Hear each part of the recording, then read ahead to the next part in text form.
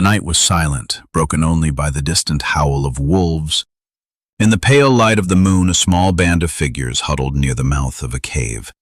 Their bodies were powerful, stocky, wrapped in furs stitched with sinew. Their faces, broad noses, deep brows, strong jaws, were unlike ours, yet eerily familiar. They were the last of their kind, the last Neanderthals. Somewhere in the frozen hills of what is now southern Spain, they had retreated to this refuge, their numbers dwindling with each passing season. The ice had claimed much of Europe, forests shrinking into patches of tundra. Game animals grew scarce, and competition grew fiercer. From the east and south came the newcomers, Homo sapiens, our direct ancestors. They carried strange weapons, longer blades, sharper tools, and, perhaps most dangerous of all, the way of thinking that was not just practical but symbolic, abstract, almost magical. For hundreds of thousands of years, Neanderthals had been the undisputed hunters of Europe. They had survived glaciations, hunted mammoth and bison, adapted to a continent that was merciless. Their muscles were thick with power, their bones bore the marks of struggle, but also of endurance. Yet in this final chapter, none of their strength could save them. Within a few millennia, barely a flicker in evolutionary time, they would vanish, leaving behind only bones in caves and traces of their blood in our DNA. The story of the Neanderthals is not a tale of brutish cavemen, as once imagined. It's a tragedy, a drama of survival, competition, and eventual disappearance. It is also a mirror, for in their eyes we see ourselves. They were hunters, storytellers, parents, lovers, caretakers. They felt pain and joy. They buried their dead. And yet, they fell. Why? Why did a species so perfectly adapted to Europe's harsh climate, so intelligent and capable, collapse into extinction? Was it us? Did Homo sapiens drive them to the edge through violence, competition, or the silent invasion of new diseases? Was it the unforgiving climate, the relentless waves of ice and cold that stripped them of food and habitat? Or was it, paradoxically, because they became too close to us, blending with our kind until their identity disappeared? This is the mystery of the Neanderthals. And it begins long before their end. Imagine Europe 300,000 years ago. Vast grasslands stretched where now stand modern cities. Herds of giant animals roamed, woolly rhinoceroses, steppe bison, red deer, cave bears, and among them, moving with a predator's patience, walked the Neanderthals. They were not clumsy, they were precise. Their tools, hand axes, scrapers, wooden spears hardened by fire, were extensions of their bodies. A Neanderthal hunter could thrust a spear with devastating of Lascaux. Neanderthals left their marks, scratches, symbols, the faint remnants of pigments. They collected shells, stained with red ochre. They placed flowers, or at least pine branches, upon the graves of their dead. These gestures whisper to us across time. They were not beasts, but beings of thought and meaning. Yet despite this richness, something went wrong. Archaeologists uncover bones that tell of brutal injuries, broken limbs healed over time, proof that they cared for their wounded. Skulls bear the marks of powerful bites and crushing blows, but also of survival. For hundreds of thousands of years they endured. And then, within just a few thousand years of Homo sapiens entering Europe, they were gone. Extinction is rarely simple. It is rarely one cause, one moment, one fatal blow. It is an accumulation of pressures, some sudden, some gradual, all converging on a species until its last breath fades. For Neanderthals, extinction may have been a perfect storm. Climate upheaval, shrinking resources, new predators, us, and perhaps even the burden of their own biology. Still, there remains a haunting truth. We carry them with us. Every human alive outside of Africa today carries between 1 and 4% of Neanderthal DNA. Their story is not only about loss, it is about inheritance. We are not separate from them. We are their children too. So tonight we step back in time. We walk into their caves, feel the warmth of their fires, smell the fat of roasted deer and mammoth, hear the crack of stone on stone as tools are shaped. We follow their migrations, their hunts, their encounters with us, sometimes violent, sometimes tender. We witness their decline, their final stand, their last hunts in the frozen valleys of Europe. And we ask, what does their fate tell us about ourselves? Because make no mistake, this is not only a story of the past. It is a warning, a reminder that dominance in nature is never permanent, that even the strongest can fall, that survival is as much about imagination and adaptation as it is about strength. The Neanderthals were once the kings of Europe, but kings can lose their thrones. And so our story begins not at their end, but at their beginning. Before extinction, there was triumph. Before their last fire went out, there was light. Step inside a cave in central France some 150,000 years ago. The air is cool and damp, heavy with the smell of smoke. A fire crackles at the center, its light flickering on the stone walls. Around it sit a dozen figures, men, women, children. Their eyes glint in the firelight, their hands, scarred and calloused, carve at bones and flint. This is the world of the Neanderthals, the first true hunters of Europe. For generations, popular imagination painted Neanderthals as coordinated hunt was the product of deep intelligence, shaped by an environment that demanded nothing less. Their bodies were their armor. A Neanderthal man stood shorter than a modern human, but broader, heavier. His chest was barrel-shaped, his limbs thick and strong. These were not the proportions of weakness, but of power, built to endure freezing winds and deliver bone-shattering force with a spear. Women, too, carried this strength, their bones thickened by labor, their muscles honed by the constant demands of gathering, carrying, grinding, and building. Children grew into this world of hardship with astonishing resilience. But perhaps their greatest strength was their unity. Neanderthals lived in small, tightly knit groups, rarely more than 20 or 30 individuals. They hunted together, defended one another, shared food in lean times. Archaeological finds show evidence of severely injured individuals, crippled limbs, twisted spines, who survived for years. Someone had fed them, protected them, carried them when they could no longer walk. Compassion was not an invention of Homo sapiens. It thrived here, in these caves. Picture the hunt. Dawn breaks over a valley. The grass glitters with frost. From the ridge, Neanderthals scan the plain below, where a herd of red deer grazes. Their plan is simple, but deadly. Armed with heavy wooden spears hardened in fire, they creep silently through the undergrowth. Each step is calculated, each breath controlled. Communication is subtle, gestures, glances, perhaps even whispered sounds. For years, scientists debated whether Neanderthals had language. Today, the consensus leans towards yes. Their throats, their brain structures, their genetic code suggests they could speak, though perhaps not as fluidly as us. Whatever words they used, they coordinated like predators. At the signal, they burst from cover. Spears, thrust forward, they charge, not to scatter the herd, but to isolate the weak. A deer stumbles in panic. Within moments, 3 spears pierce its flank, driving it down. The kill is bloody, dangerous. Neanderthal hunters often bore broken bones, the price of confronting prey at close range. But the reward was immense. Hundreds of pounds of meat, fat, marrow, hide, and sinew. The meat would be roasted on open flames, the marrow cracked from bones for its rich fat, the hide scraped and stretched into clothing. Even the sinew was precious, twisted into cord, binding spears or stitching garments. Nothing was wasted.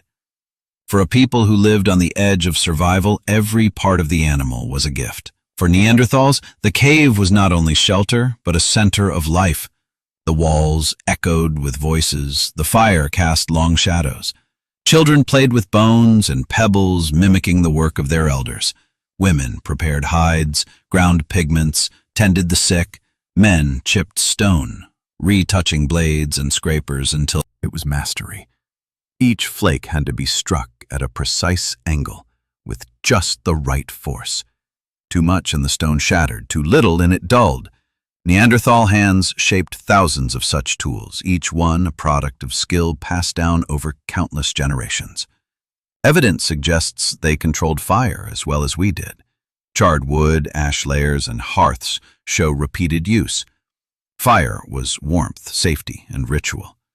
Around the flames, stories may have been told, perhaps not in words as we know them, but in gestures, sounds, shared memories. What did they whisper to their children?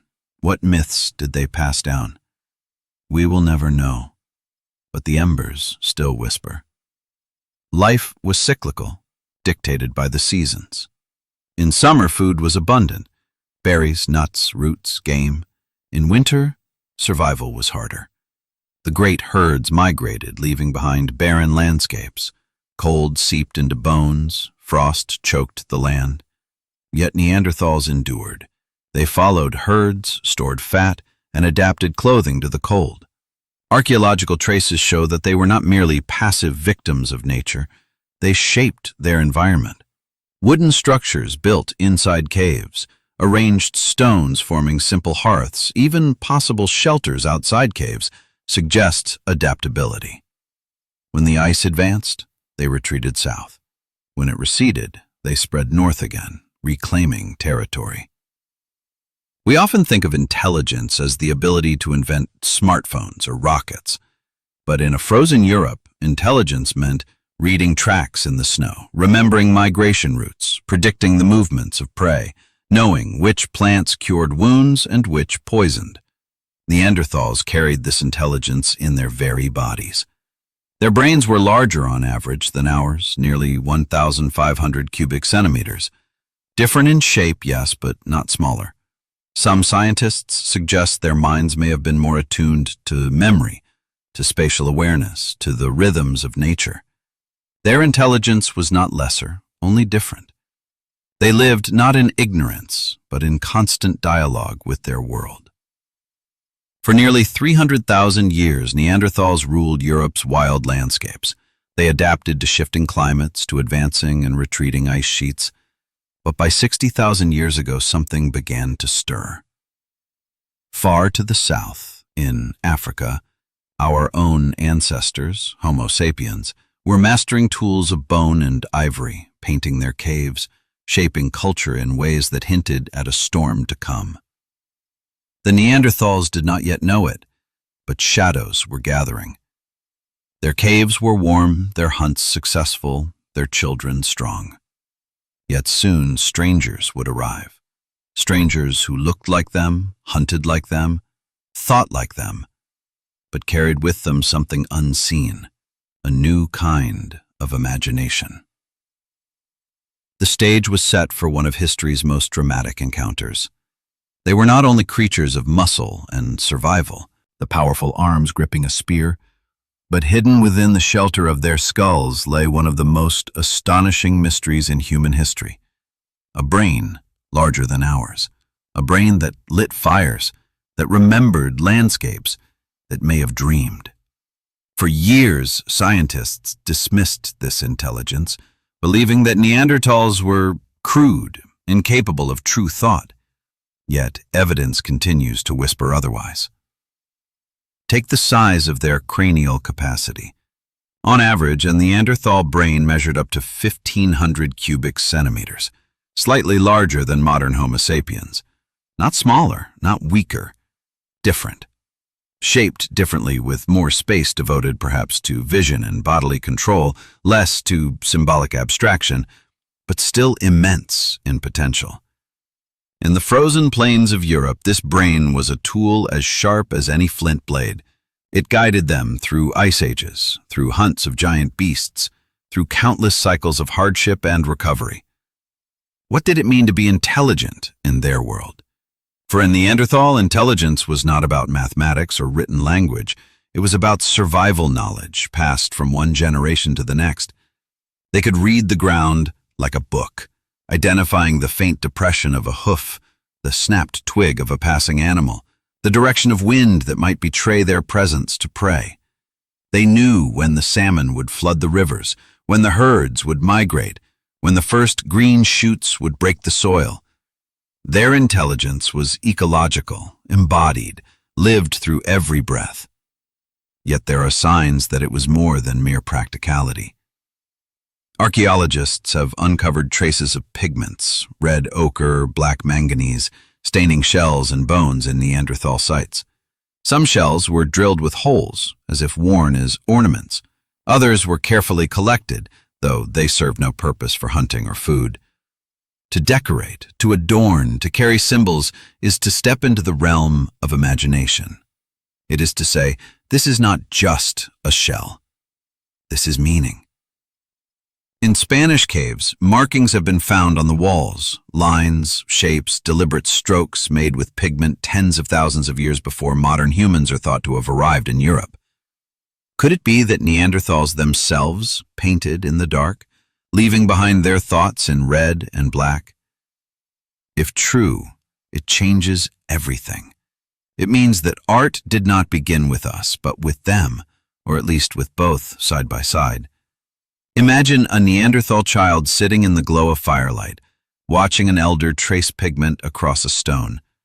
Perhaps it was not art in the sense we know, but ritual, memory, identity. Perhaps it was a way of saying, we were here. We are us. To do this is to have culture, to have mind, to have something that reaches beyond the present moment. Their intelligence also expressed itself in tools. The Mousterian industry, named after the site of Les Moustiers in France, was the hallmark of Neanderthal rocks together. They struck flakes at precise angles, shaping points, scrapers, blades. Some were hafted onto wooden shafts, bound with sinew and resin to create composite tools. This was innovation, repetition, refinement. When new challenges arose, they adapted their toolkit accordingly. Their technology may not look flashy compared to later human bone needles or ivory figurines, but it was functional, reliable, honed by hundreds of thousands of years of experience. Still, what perhaps fascinates us most is the question of language. Did Neanderthals speak? For centuries, the answer was assumed to be no. Their throats, it was argued, lacked the flexibility to form complex sounds. Their minds, it was claimed, could not grasp symbolic communication. But modern research has overturned this prejudice. Genetic studies reveal that Neanderthals shared with us the FOXP2 gene associated with language. Their hyoid bones, preserved in rare fossils, suggest the ability to support speech.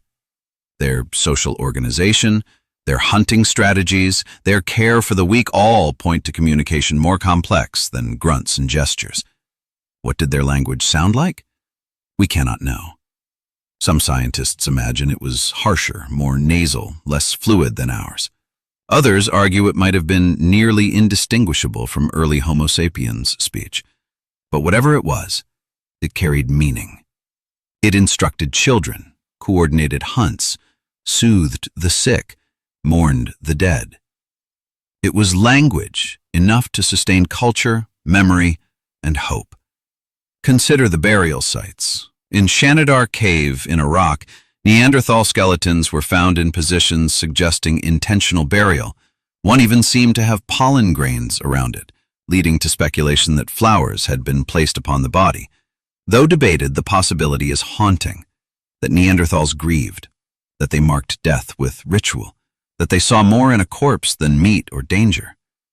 To bury is to imagine life and death as separate realms. It is to tell a story, and stories, however simple, require minds capable of weaving past and future into the present. When modern humans finally encountered them, Neanderthals were not blank slates. They were experienced hunters, toolmakers, thinkers, and perhaps storytellers in their own right. To meet them was not to encounter beasts, but rivals, equals in many ways. This realization unsettles us, because it forces us to confront the fragility of what we call human uniqueness. If they could think, if they could create, if they could speak, why did they vanish? And why did we endure? Some suggest their intelligence was specialized. They may have excelled in memory, in spatial awareness, in embodied survival, but lacked the flexibility of abstraction that allowed Homo sapiens to leap forward into symbolism, trade, and large social networks. Their minds may have been brilliant, but confined to smaller groups, smaller worlds. In contrast, our minds dreamed bigger. Tribes created myths that bound strangers together. Where they saw prey and predator, we saw gods and destiny. That leap, tiny but profound, may have been enough, but do not underestimate them. When you stare into the reconstructed face of a Neanderthal, broad features, piercing eyes, skin weathered by cold, you are not staring into the void of a failed experiment. You are staring into a cousin who thought, who felt, who wondered. Their minds may have been different, but they were minds nonetheless, filled with fire and memory. And so, when Homo sapiens crossed paths with Neanderthals in the hills and valleys of Europe, the meeting was not between genius and animal. It was between two kinds of human, two intelligences forged by evolution, two stories that collided on the same stage. One would continue, the other would end. But in those first encounters, there was no certainty about which would prevail. For now, the Neanderthals still thrived, their minds sharp, their lives full. Yet, on the horizon, a challenge loomed, not of strength, not of endurance, but of imagination. And imagination, in the end, may be the sharpest weapon of all. In the dim light of a cave, a fragment of stone lies hidden beneath layers of dust. When archaeologists brush it clean, they reveal a shape carved with deliberate strokes, cross-hatched lines, intersecting at angles, etched tens of thousands of years before modern humans are believed to have arrived in the region. Who made this mark, and why? It was not a tool, not a spear point, not a scraper for hide. It was something else, something symbolic. And that something belonged to the Neanderthals. For too long, their world was imagined as barren of art and meaning, yet discovery after discovery has forced us to reconsider. In caves in Spain, pigments stain the walls in patterns that cannot be natural. Red circles, black strokes, handprints pressed in ochre. These images, dated to more than 60,000 years ago, predate the arrival of Homo sapiens in Europe, which means they must have been made by Neanderthals. The implication is profound. They were capable not only of survival, but of symbolism. They could think beyond the present, beyond the hunt, beyond hunger. They could imagine. What would drive a hunter to collect a seashell from a distant shore, drill a hole through it, and coat it with color? What would compel someone to wear it on a cord around their neck? These ornaments did not feed the body, but they fed the mind. They marked identity, perhaps status, perhaps belonging. They said, I am part of this group. I carry this symbol. I am more than flesh and bone. In such small gestures lies the seed of culture. If they painted and adorned, did they also sing? Music leaves fewer traces than pigment, but hints remain. Flute-like bones found in European caves suggest the possibility that Neanderthal music. Around their fires, in the darkness of long winters, did they chant, hum, beat rhythms on stone? To carry rhythm is to carry memory. To share sound is to bind a community. In the echoes of caves, one can almost imagine the rise and fall of voices, carrying stories older than words. Their culture, however, was not identical to that of Homo sapiens. When our ancestors arrived from Africa, they brought with them bone needles, tailored clothing, intricate carvings, and eventually figurative art that filled caves like Lascaux and Chauvet. Sapiens seemed to leap into abstraction, filling their world with gods and spirits, with myths woven into the very fabric of their societies. Neanderthal culture, by comparison, appears quieter, subtler, less extravagant. They decorated, they buried, they marked, but they did not explode into the grand theaters of imagination that our species embraced. And yet, this difference may have mattered more than any spear or muscle, because culture is not only beauty, it is survival. A painting on a cave wall is not merely art, it is communication across generations, a way to teach and to remember. A carved figure is not merely decoration, it is a symbol that binds a tribe together, giving them shared meaning beyond blood. Culture is a weapon sharper than flint. It allows larger groups to cooperate, strangers to trust each other, networks to grow.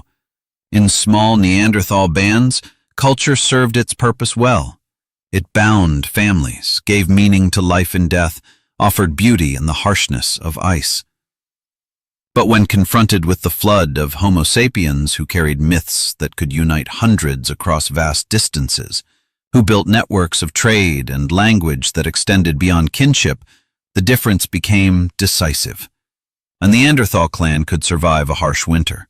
A human tribe could build alliances across valleys, exchange resources, share stories that traveled farther than footsteps.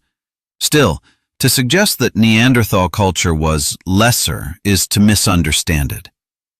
It was not lesser, only different. It was built for small, intimate groups, for lives closely tied to the land. They did not need towering myths or massive gatherings to endure for hundreds of thousands of years. They needed memory, compassion, and ritual, and they had these in abundance. Consider again the graves.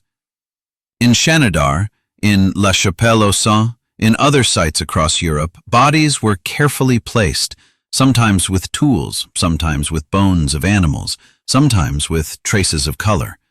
These were not random burials. They spoke of intention, of care, of the recognition that life was more than flesh. To bury is to imagine an afterlife, or at least to honor the dead. It is to say, this person mattered. That sense of meaning is culture. It is identity. It is the world. One was expansive, outward-looking, growing into vast networks of trade and myth. The other was intimate, inward-looking, rooted in close bonds and deep knowledge of the land. One did not replace the other easily. They collided, mingled, blended. Some Neanderthals and humans shared not only land, but lives, leaving behind children whose DNA still lives in us. The cultural exchange must have been complex. Perhaps humans learned from Neanderthals how to read the European landscape, how to hunt in snow and forest. Perhaps Neanderthals learned from humans new ways of crafting, new ornaments, new stories. But as time passed, one culture expanded, the other contracted. The walls of caves bear witness to both, but the future belonged to those whose imagination reached furthest. Yet we must remember, for hundreds of thousands of years, before a single Homo sapiens set foot in Europe, Neanderthals were the artists, the storytellers, the dreamers of this land. Their culture was the first to light the caves, the first to leave symbols in stone, the first to whisper meaning into the darkness. Without them, Europe would have been silent. They were the first to break that silence with fire, pigment, and ritual. And so, when we walk today into the caves of Spain and France, and our flashlights catch faint red circles or lines carved in rock, we are not only seeing the past, we are seeing minds that once reached out into mystery. Minds not so different from ours. Minds that, though lost, still speak. Far to the south, where Africa's savannas stretched beneath a burning sun, Another kind of human was stirring. They were leaner, taller, with narrower bodies built for endurance running. Their faces lacked the heavy brows of the Neanderthals. Their jaws were smaller, their skulls rounder. They were Homo sapiens, our direct ancestors, and they carried with them more than spears and fire. They carried imagination, sharpened by thousands of years of survival in harsh lands. They were storytellers, dreamers, visionaries, and they were moving north. For tens of thousands of years, their migration rippled out of Africa in waves. Some failed, swallowed by deserts or hostile lands. Others pressed on, skirting coasts, following rivers, hunting new prey. Slowly, inexorably, they reached the Levant, the crossroads of Africa and Eurasia. It was here, in the green valleys and stone shelters of what is now Israel and Syria, that Neanderthals and Homo sapiens first looked into each other's eyes. What did they see? Did Neanderthals see rivals or reflections? Did humans see beasts or kin? Archaeology suggests that for a time the Levant was a shared land. Layers of cave deposits show Neanderthal hearths one century, human hearths the next. Sometimes and wary, tracks a herd of gazelles through the scrub. On the horizon they spot figures moving with equal purpose. Not wolves, not bears, not like any creature they have seen, yet hauntingly similar. The strangers stand tall, their movements fluid, their bodies lean. They carry spears tipped not only with stone, but with fine, slender points shaped with a precision unfamiliar to Neanderthal eyes. Both groups pause, each measuring the other. The air is heavy with tension. Do they fight? Do they flee? Or do they watch, curious, uncertain whether this other is friend or foe? We cannot know the exact moment of first contact, but we can trace its legacy. For within the DNA of nearly every non-African human alive today lies evidence of intimacy between Neanderthal and sapiens. They did not only fight, they also loved. They shared fires, shared food, shared bodies. In their children, the two species mingled, leaving behind a genetic memory that has not faded. Yet love and violence are often intertwined. Encounters may have been peaceful at times, but competition was inevitable. Both species hunted the same prey, gathered the same plants, sought the same caves. Both had children to feed, elders to protect. When resources grew scarce, when drought or cold tightened its grip, conflict would have been unavoidable. Stone met stone, spear met flesh, and blood marked the soil. Still, the story was not one-sided. For thousands of years, the two kinds of human coexisted in parts of the Near East. Neither immediately conquered the other. The Neanderthals were not swept away by the first arrival of sapiens. They held their ground. Their strength, their knowledge of the land, their ability to withstand cold and hardship kept them alive. For a time, the balance held. But sapiens carried with them a secret weapon that was not forged of stone or wood. It was forged of imagination. Their tools were lighter, more varied, adapted to different situations. Their weapons included projectiles that could kill from a distance, reducing the danger of close combat with massive prey. Their social networks stretched wider, connecting groups across greater distances, allowing ideas and innovations to spread faster than ever before. The Neanderthals, bound in smaller, tighter groups, relied on memory and tradition. They mastered their own landscapes but did not build networks beyond them. When sapiens appeared, they faced not just another group of hunters, but a wave of culture and adaptability that could spread like fire. And yet, the encounter was not simply conquest. It was exchange. Some sapiens carried Neanderthal genes back to Africa, though most of that legacy would fade. Neanderthals themselves adopted some of the newcomers' techniques, modifying tools, experimenting with new forms. Ideas flowed both ways, at least for a time. It is tempting to imagine these encounters only in terms of war and replacement. But picture two Sapiens man crouched over a fire, sharing meat. A child with features of both worlds running through a valley, laughing. These moments are lost to us, but their echoes remain in our blood, for eventually, the tide turned. By around 45,000 years ago, sapiens were pushing deeper into Europe. The Neanderthals, who had ruled this land alone for hundreds of millennia, now faced not only competition but displacement. The balance that once existed in the Levant could not be sustained in Europe's harsher, narrower landscapes. The newcomers spread fast, multiplying, forming larger bands, carrying stories and symbols that bound them together. The Neanderthals, though still strong, began to feel the walls closing in. The first meeting between Neanderthal and sapiens was not the end of their story together.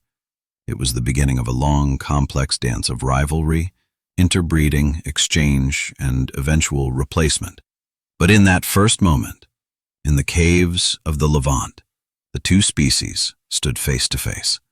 For the first time, humanity looked into a mirror and saw that it was not alone. When the waves of Homo sapiens finally poured into Europe, the encounter was no longer occasional. It was constant, unavoidable, and transformative. The Neanderthals had known this continent for hundreds of thousands of years. Every valley, every mountain pass, every herd migration was etched into their memory. They had thrived here through cycles of ice and thaw, mastering the rhythms of a land that could kill the unprepared in a single season. Yet now, strangers walked their hunting grounds, strangers who looked so similar, yet so different. The newcomers brought with them tools of unfamiliar design, slender blades struck from long prepared cores of stone, light and efficient compared to the heavier flake tools of the Neanderthals. They carried projectiles that could be launched from a distance, reducing risk in the hunt. They adorned themselves with beads, carvings, feathers, pigments, symbols of identity that seemed unnecessary to the Neanderthal eye, yet powerful in ways unseen. To meet a sapiens was to meet a creature both human and alien, clothed not just in hides, but in meaning. At first, Neanderthals endured. Their strength, their knowledge of Europe's brutal winters, their skill in close-quarter hunting kept them alive where the newcomers had to learn. In some regions, sapiens failed and withdrew, beaten back by the climate and the difficulty of the land. In others, they adapted quickly, learning the habits of European prey, finding new shelters, pressing onward. Gradually, the two peoples began to overlap more and more. The archaeological record speaks of encounters not only of conflict, but of intimacy. In caves from Romania to Siberia, the remains of individuals tell of mixed ancestry, children born of Neanderthal and sapiens parents. These were not isolated accidents, but repeated unions across. It remains with us still.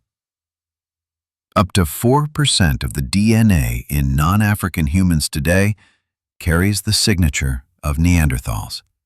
In our skin, our immune systems, even in our risk for certain diseases, their presence lingers. We are, in part, them. Yet even as genes flowed, cultures diverged. The sapiens painted elaborate scenes on cave walls, filling darkness with visions of bison, horses, and abstract signs. They carved figurines from bone and ivory, etched patterns into stone, crafted necklaces from animal teeth. Neanderthals decorated too, but their expressions were quieter, simpler, less explosive in their abstraction. When two species met, one carried with it a storm of symbols and stories that bound large groups together. The other carried tradition that sustained small bands with intimacy and loyalty. Imagine a shared camp where a group of sapiens and Neanderthals exchanged food or mates. The fire crackles.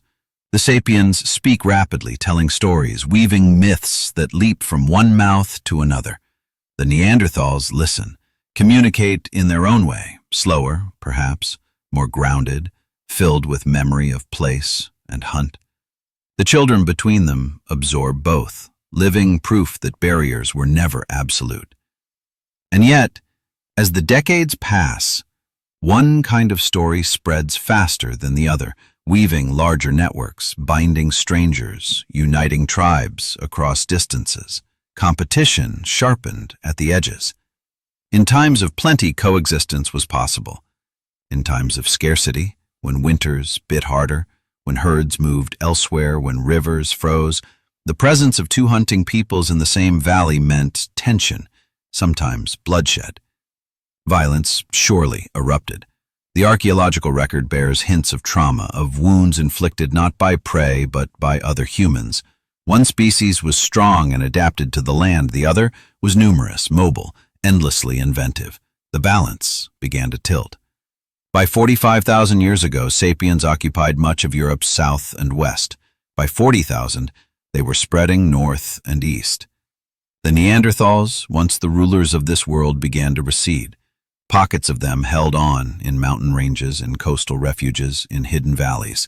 They were not gone yet, but their horizon was shrinking. Still, the story is not one of sudden conquest. For thousands of years they coexisted. Thousands of winters came and went in which Neanderthals and sapiens shared the same continent, sometimes the same caves. In those millennia, children were born who carried both lineages. Fires were lit that warmed both kinds of human.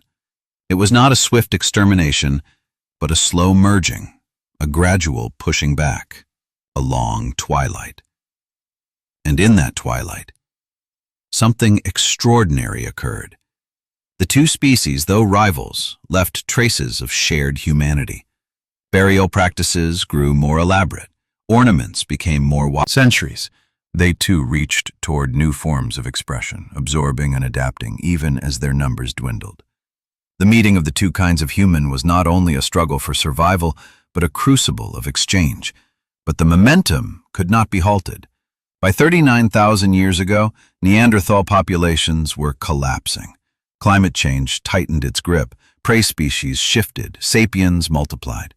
The last Neanderthal bands found themselves isolated, cut off, their world shrinking year by year.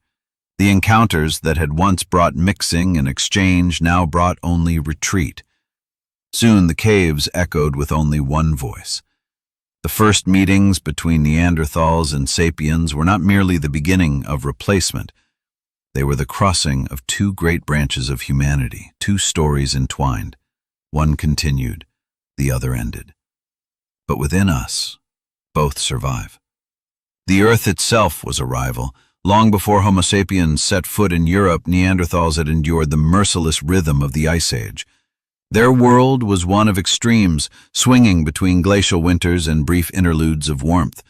To live here was to wrestle with nature's brutality, to read the sky and the soil, to move with the migrations or starve. Strength alone was not enough. Survival demanded constant adaptation. Picture Europe 45,000 years ago. Vast sheets of ice smothered the north, grinding mountains into dust. Forests retreated, replaced by endless steppe, a sea of grasses swept by freezing winds. Mammoths trudged across this land, their shaggy coats rippling in the gale. Woolly rhinoceroses scraped at the snow to find roots. Herds of bison and reindeer followed ancient routes, their movements dictating the fate of those who hunted them. For the Neanderthals, every season was a test. Success meant meat and marrow, fire and warmth. Failure meant death. They had faced such challenges for hundreds of millennia, and their bodies bore witness to it.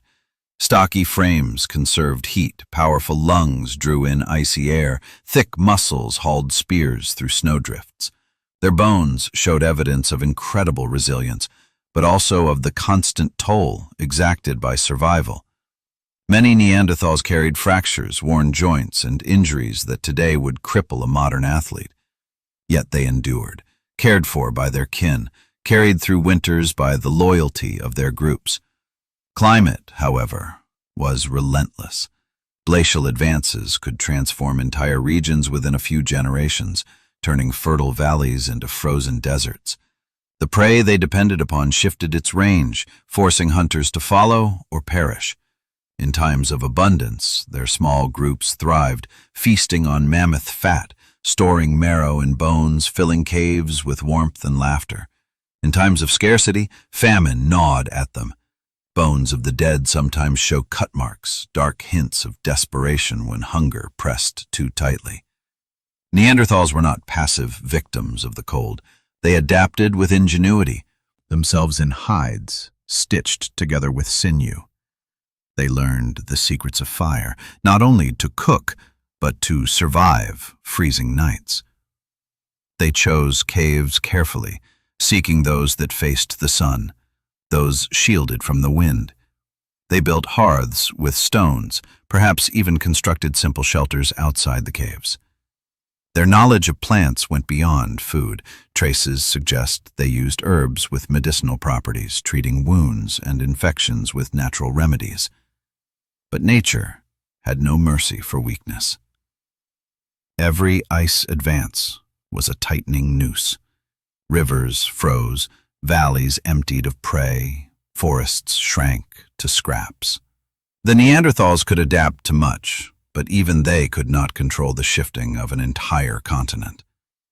Each new glaciation pressed them southward, compressing their range into smaller and smaller refuges. And when Homo sapiens arrived, the pressure doubled. Suddenly, the Neanderthals were not only competing against wolves, bears, and the cold, but against another kind of human that multiplied quickly, spread widely, and consumed the same resources. Where once a herd of deer might sustain a Neanderthal band for a season, now another group of humans stalked the same herd, striking first, leaving less. Scarcity became sharper, survival harder. To fight nature is to fight a battle without end. The Neanderthals had survived countless winters, but survival had a cost. Their way of hunting was dangerous and direct, ambushing prey at close range with thrusting spears. It worked well when herds were abundant, when prey was predictable. But as climate shifted and resources grew unpredictable, the cost grew greater. Close combat meant high injury, high risk. A single broken limb in the heart of winter could doom a hunter, even an entire group.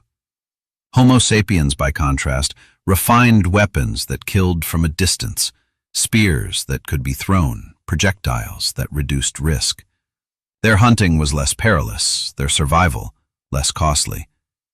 In the slow arithmetic of survival, this difference began to matter. Still, there is a temptation to imagine the Neanderthals as doomed, crushed between climate and competitors. Yet for hundreds of thousands of years, they endured exactly these challenges. They survived cycles of ice that would have annihilated less adaptable creatures. They clung to their valleys, followed their herds, lit their fires, raised their children. Their extinction was not written in stone by nature alone. But nature was a constant adversary, chipping away at their resilience, weakening them in ways that made them vulnerable when rivals arrived. The caves tell stories of survival against impossible odds. Hearths layered one atop another speak of generations returning to the same shelter, generation after generation, weathering storms, sharing warmth. Bones of animals split for marrow show the depth of their knowledge, the refusal to waste gathered fish caught from streams. They were resourceful, not reckless. Their survival was a triumph of intelligence as much as of strength, but no triumph lasts forever in the face of ice. When glaciers advanced, they closed the gates of Europe's north. When glaciers retreated, they opened them again, but each retreat left scars, reshaping landscapes, scattering herds, rewriting the map of survival. The Neanderthals learned to follow, to adapt, but every shift took its toll. And when another species arrived, carrying not only spears but new ways of imagining the world, the toll became too heavy. Nature had always been their crucible. It shaped their bodies, their tools, their minds.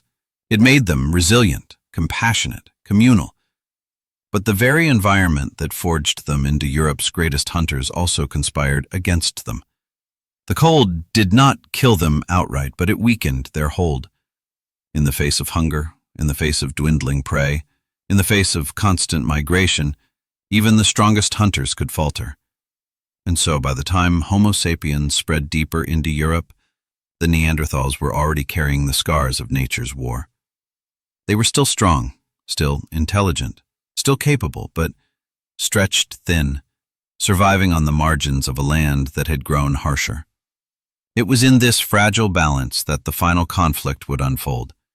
The meeting, not just of two species, but of one weakened by climate and another strengthened by expansion. The earth had tested them again and again, and for hundreds of thousands of years they had endured. But even the most enduring flame can flicker in the wind. Their lives were tied to the hunt. For Neanderthals, to hunt was not only to eat but to exist. The hunt shaped their bodies, their tools, their minds. Yet the very strategies that had carried them through centuries of survival began slowly to betray them when the world changed. Neanderthals hunted with courage so great it bordered on recklessness. Their primary weapon was the thrusting spear, thick, heavy, tipped with sharpened stone. It was a tool that demanded proximity. To strike, a hunter had to face the beast at arm's length, to feel its breath, to risk its horns and hooves. Archaeological evidence shows the price of this strategy: bones healed from fractures, skulls cracked and mended, ribs scarred from crushing blows. These injuries were not from clumsy accidents. They were the marks of close combat, of men and women hurling themselves into danger for their group's survival. In times of plenty, this strategy worked. A band of hunters could bring down a massive beast, feeding the entire community for weeks. Mammoths, bison, reindeer, even woolly rhinoceroses all fell to their spears. They hunted not as solitary predators, but as coordinated teams, driving prey into ambushes, surrounding and striking with precision. Their knowledge of animal behavior was profound. They understood migration routes, mating season, the weakness of the young, the fatigue of the old. They read the land as a hunter reads a map. But climate was a patient enemy. As ice advanced and retreated, herds shifted unpredictably. Animals once abundant in a valley disappeared, forced south or west, leaving empty plains behind. The Neanderthals followed, but each movement weakened their stability. To hunt successfully, they needed familiarity, tradition, memory of the land. When herds moved too far, when landscapes transformed too quickly, those memories lost their value. Their hunting methods, perfected for specific conditions, became dangerous liabilities when the prey grew scarcer. Meanwhile, Homo sapiens carried with them lighter, more flexible weapons. Their spears could be thrown from a distance. Some even developed the beginnings of atlatl-like devices to extend range and power. Their hunts were less costly, their injuries fewer, their survival more secure. Over time, the difference grew stark. Where a Neanderthal might risk his life in every hunt, a sapiens could kill at range, preserving strength for the next chase. It was not bravery that mattered most, but efficiency. Still, the Neanderthals adapted as best they could. They did not vanish at the first sign of hardship. They shifted diets, incorporating more plants, nuts, and small animals when large prey was absent. They fished rivers, gathered shellfish from coasts, cracked open bones for marrow. Their resilience was remarkable. But adaptation has limits. Each shift in climate, each migration of herds, each season of scarcity piled pressure upon them. And when Homo sapiens appeared, multiplying rapidly, competing for the same food, the balance tipped against them. There are hints of desperation in the archaeological record. Some sites suggest evidence of cannibalism, not as routine practice, but as last resort when hunger left no choice. Cut marks on Neanderthal bones, cracked for marrow, speak of grim winters when survival overshadowed taboo. These were not monsters feasting on their own kind. They were humans, caught in the same cruelty of famine that has driven many desperate acts across history. Hunger strips away even dignity. And yet, even in hardship, compassion endured. The same skeletons show evidence of care. Elders with missing teeth who must have been fed by others, crippled hunters who lived years beyond their injuries because someone carried them, clothed them, kept them alive. In a world ruled by scarcity, such acts were not luxuries. They were choices. acts of love that defied nature's cold arithmetic. Still, love could not defeat climate. When ice advanced again around 40,000 years ago, the world grew harsher than ever. The grasslands shrank, forests receded, prey dwindled. Small groups of Neanderthals were left stranded, isolated from one another, cut off from the support larger networks might have offered. Sapiens, by contrast, carried myths and symbols that bound strangers together, creating Alliances across valleys and mountains. They could trade, share, support one another. Neanderthals bound to smaller clans had only their immediate kin to rely on. When disaster struck, when prey vanished, there was no wider net to catch them. The hunt, once their greatest strength, became a trap. To fight animals face to face was glory in times of plenty, but ruin when herds grew scarce. Injuries piled up, recovery took longer, and every winter claimed more lives. The very strategy that had allowed them to dominate Europe for hundreds of millennia now weakened them in the face of change. And so, the Neanderthals entered their final struggle with nature, already diminished. Not defeated, not broken, still fierce, still intelligent, but weakened by centuries of battling ice and famine. Their resilience, their bravery, their compassion had carried them further than most species could dream. But nature is relentless, and in its endless shifting, it prepared the stage for their replacement. When Homo sapiens spread deeper into Europe, they entered not a pristine land, but one already scarred by climate. They filled valleys where Neanderthals once thrived, hunted herds that Neanderthals once followed, lit fires in caves where Neanderthals once told their stories. The old hunters had survived nature's cruelty again and again. But now they faced a double burden: the fury of the earth and the arrival of a rival who multiplied like wildfire. To lose against one was tragedy. To lose against both was extinction. In the darkness of a cave, a body rests. The earth has been scraped aside, a shallow grave carved from stone and soil. Around the corpse lie fragments of stone tools, perhaps food, perhaps flowers long since turned to dust. The fire outside flickers, casting light into the chamber. A group of Neanderthals kneel in silence, their faces heavy with something deeper than instinct. They are mourning. For centuries, the image of the Neanderthal was painted as brutish, incapable of tenderness. But their graves speak otherwise. Again and again, archaeologists uncover evidence that they treated their dead with care, with ritual, with meaning. In Shenidar Cave in what is now northern Iraq, the remains of several Neanderthals were found carefully positioned, their bodies placed deliberately, not abandoned. One skeleton, surrounded by traces of pollen, sparked the idea that flowers had been placed on the grave, an offering to the dead.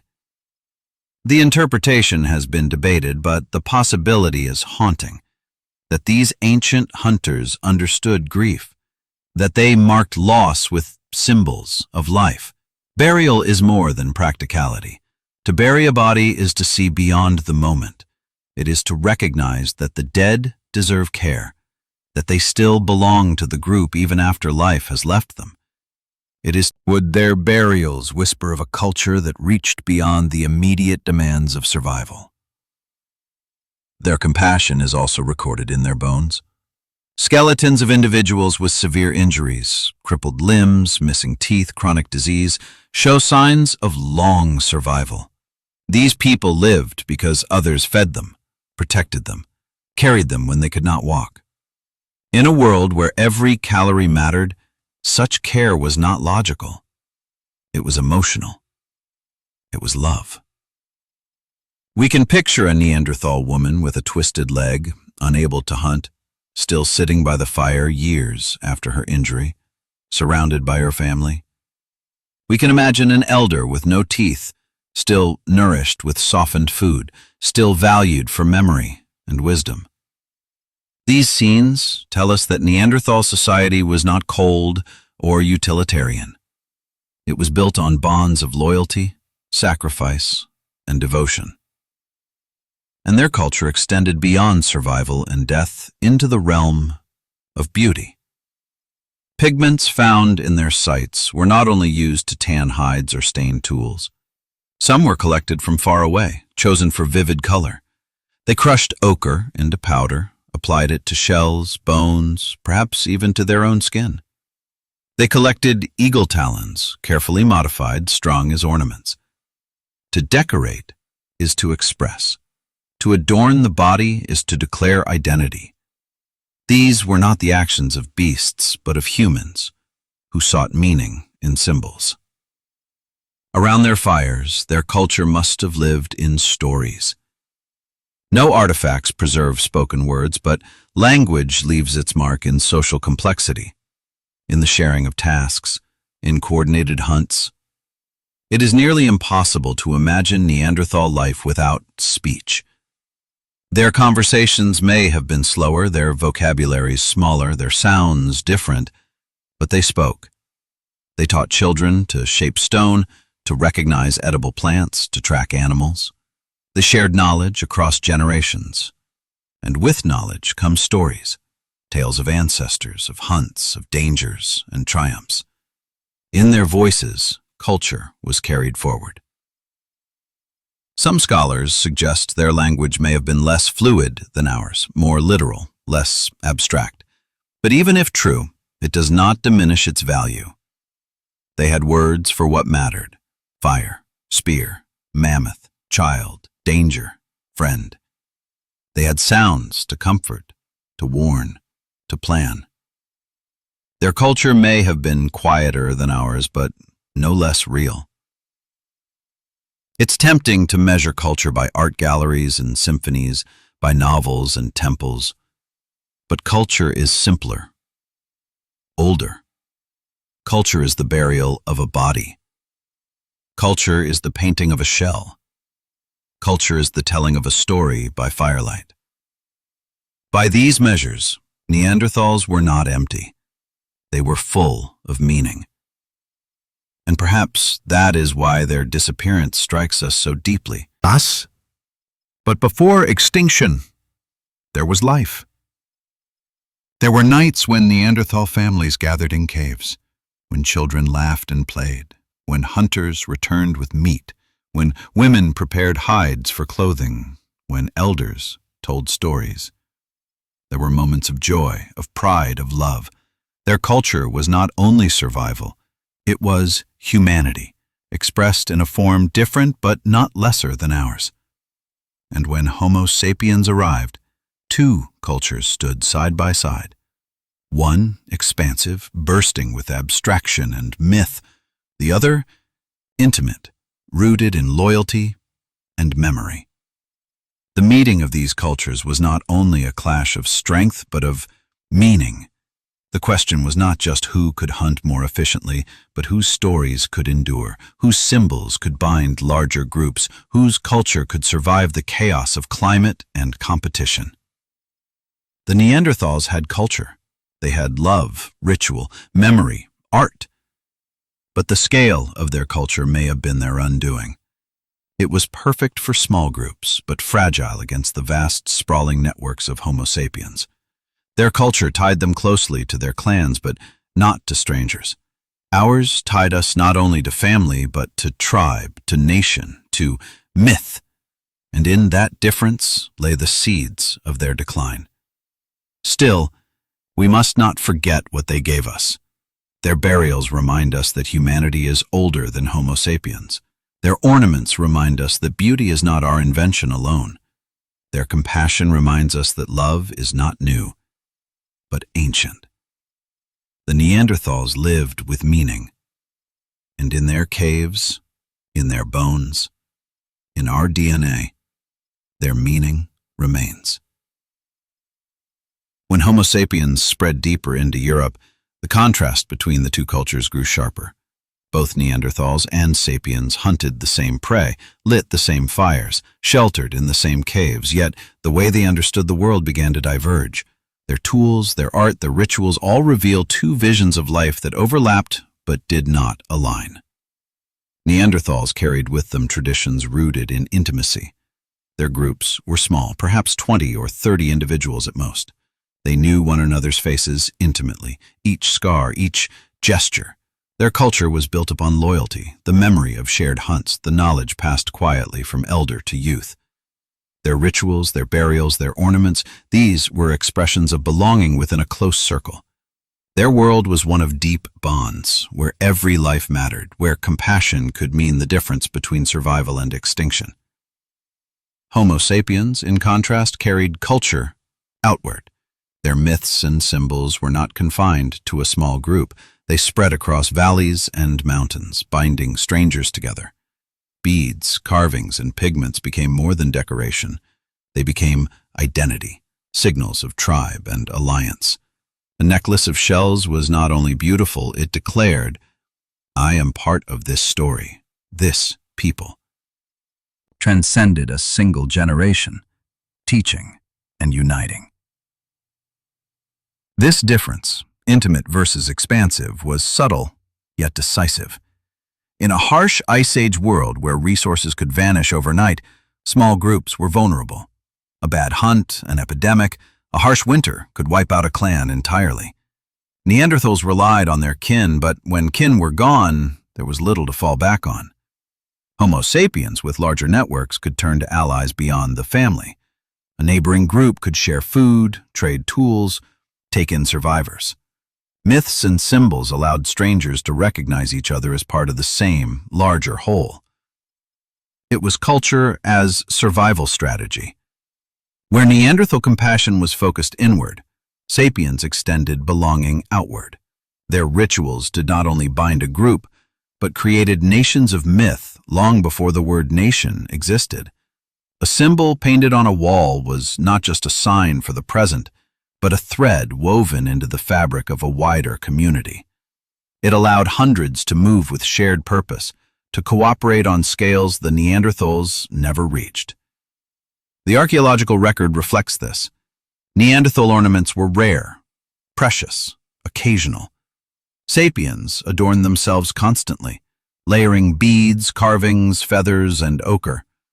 Neanderthal burials were meaningful but modest, simple graves, occasional offerings. Sapiens filled their burials with objects, art, symbols that hinted at entire cosmologies.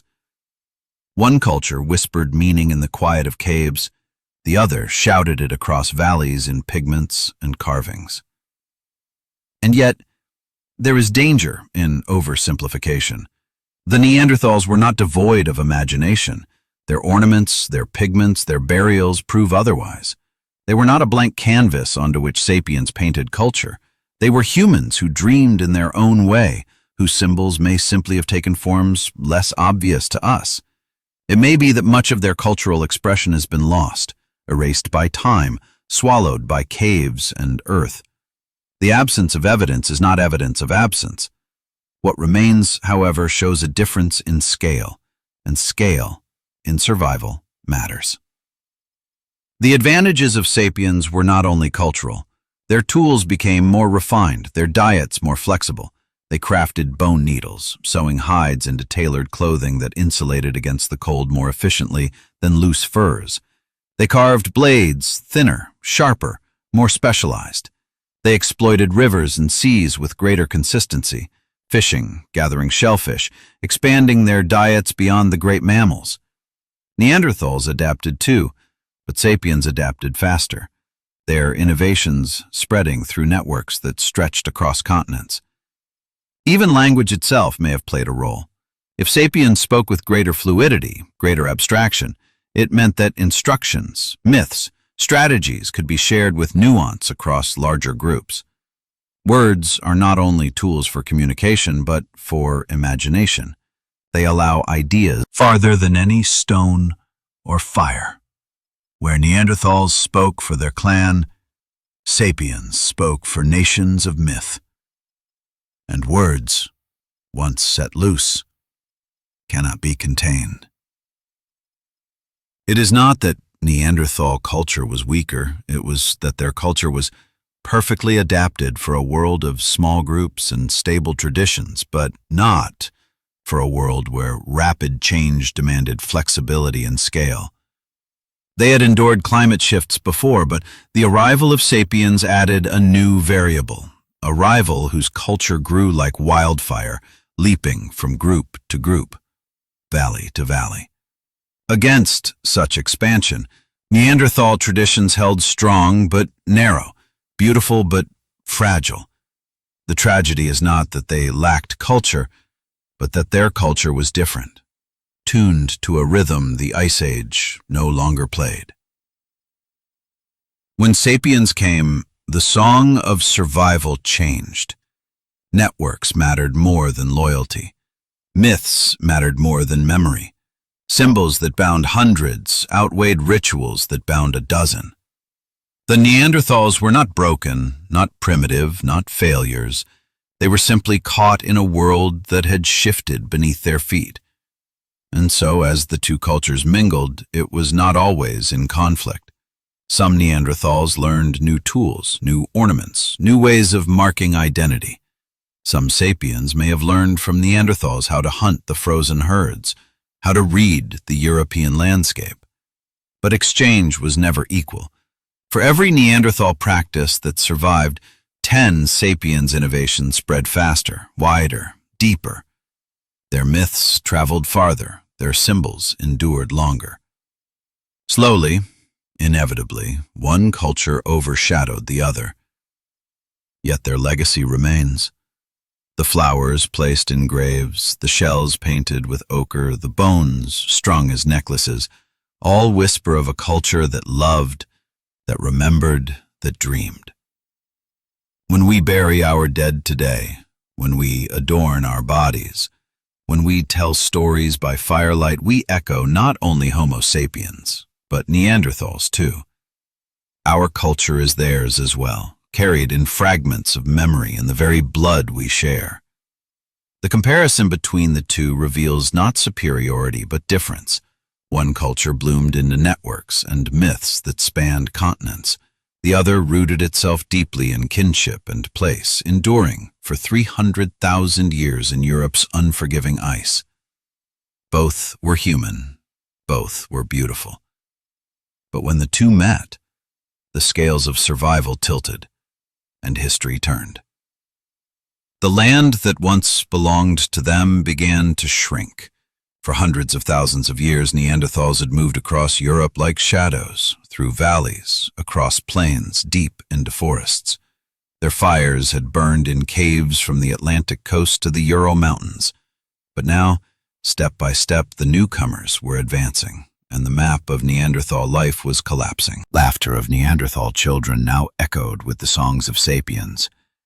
The displacement was not always violent, not always immediate, but the result was the same. Neanderthals found themselves pushed aside, their range narrowing with each passing century. Europe became a patchwork of territories. In some, sapiens thrived, their numbers swelling, their networks growing, their myths binding them together. In others, Neanderthals clung on, their fires still burning, their hunts still fierce.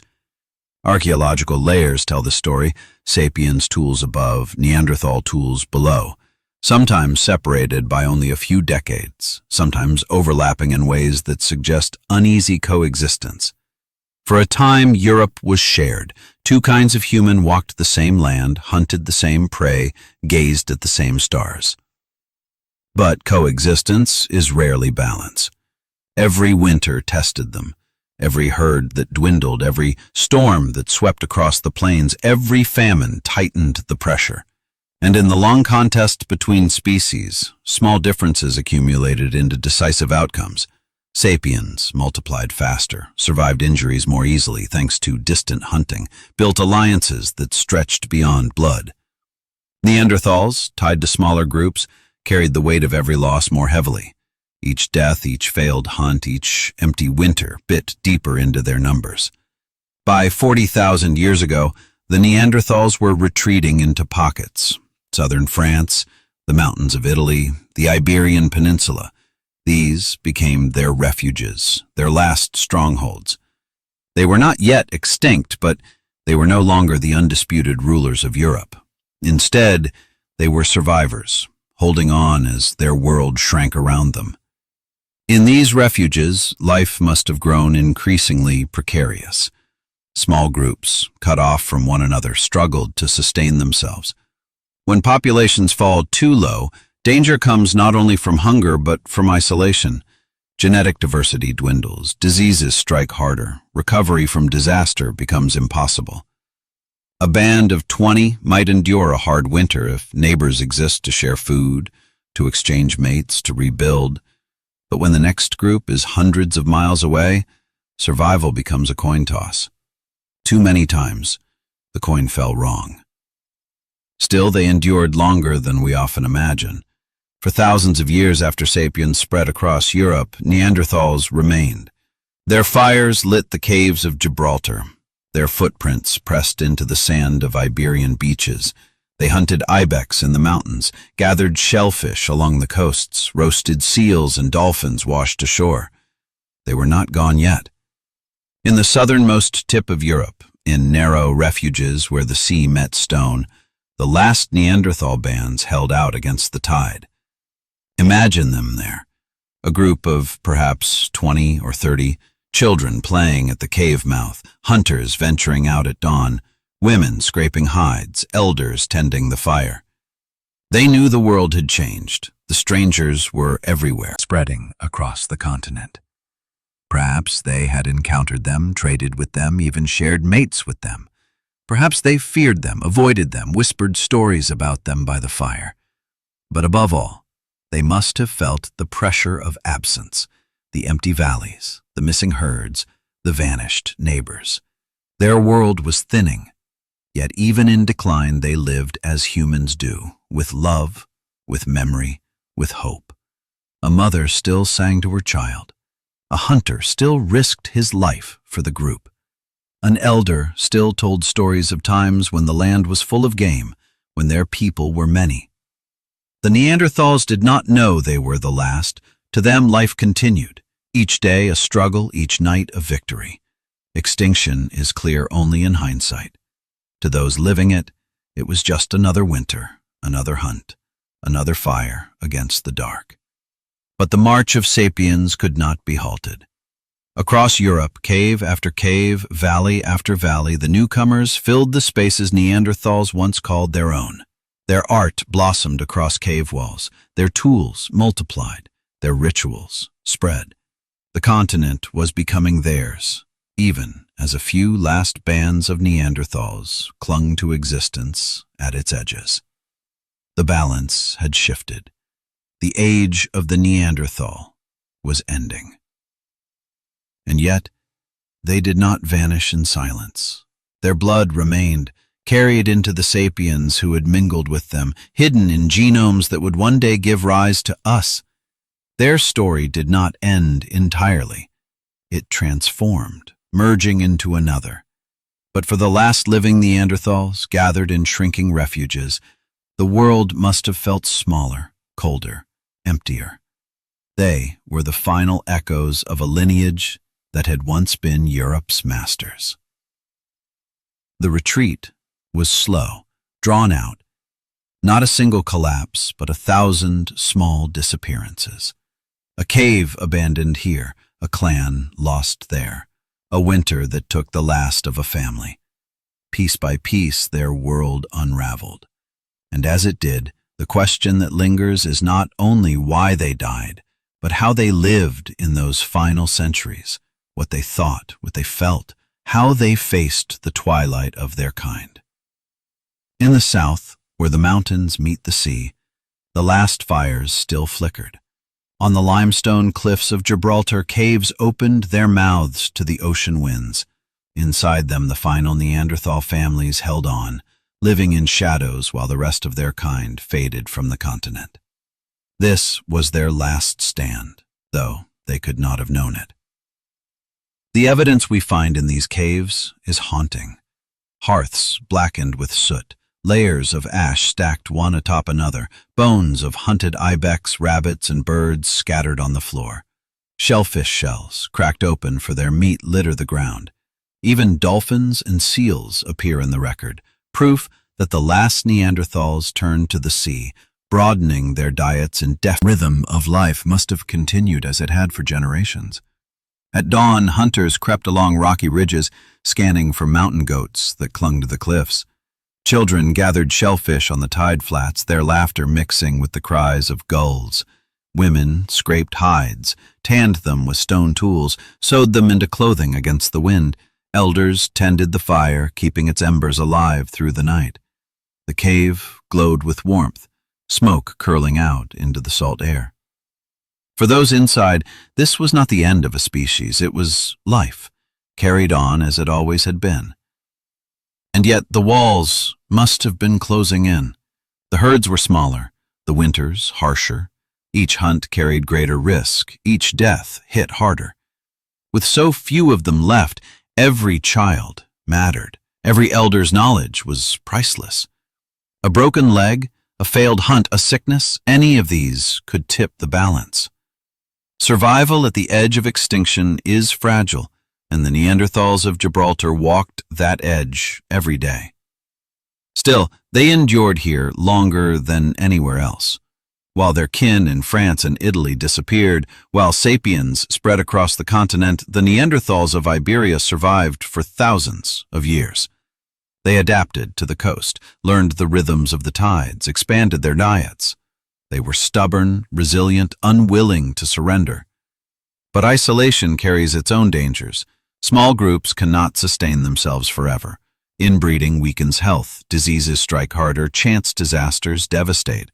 A rock slide, a storm, a failed season of hunting, any could destroy an entire band.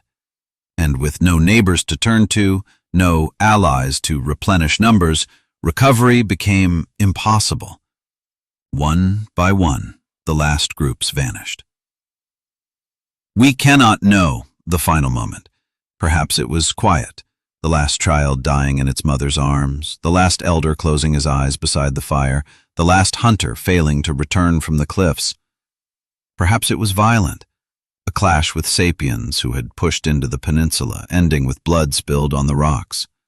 Perhaps it was gradual, one family gone this year, another the next, until only silence remained. However it happened, by around 39,000 years ago, the caves of Gibraltar grew cold. The fires that had burned there for centuries died. But imagine that last night. The cave glows with a small fire, smoke drifting upward into the dark. Outside, the sea crashes against the rocks, the wind howls through the cliffs. Inside, a few figures huddled together, their faces lined with exhaustion, their bodies scarred by years of struggle. They do not know they are the last. They do not know their kind will never rise again.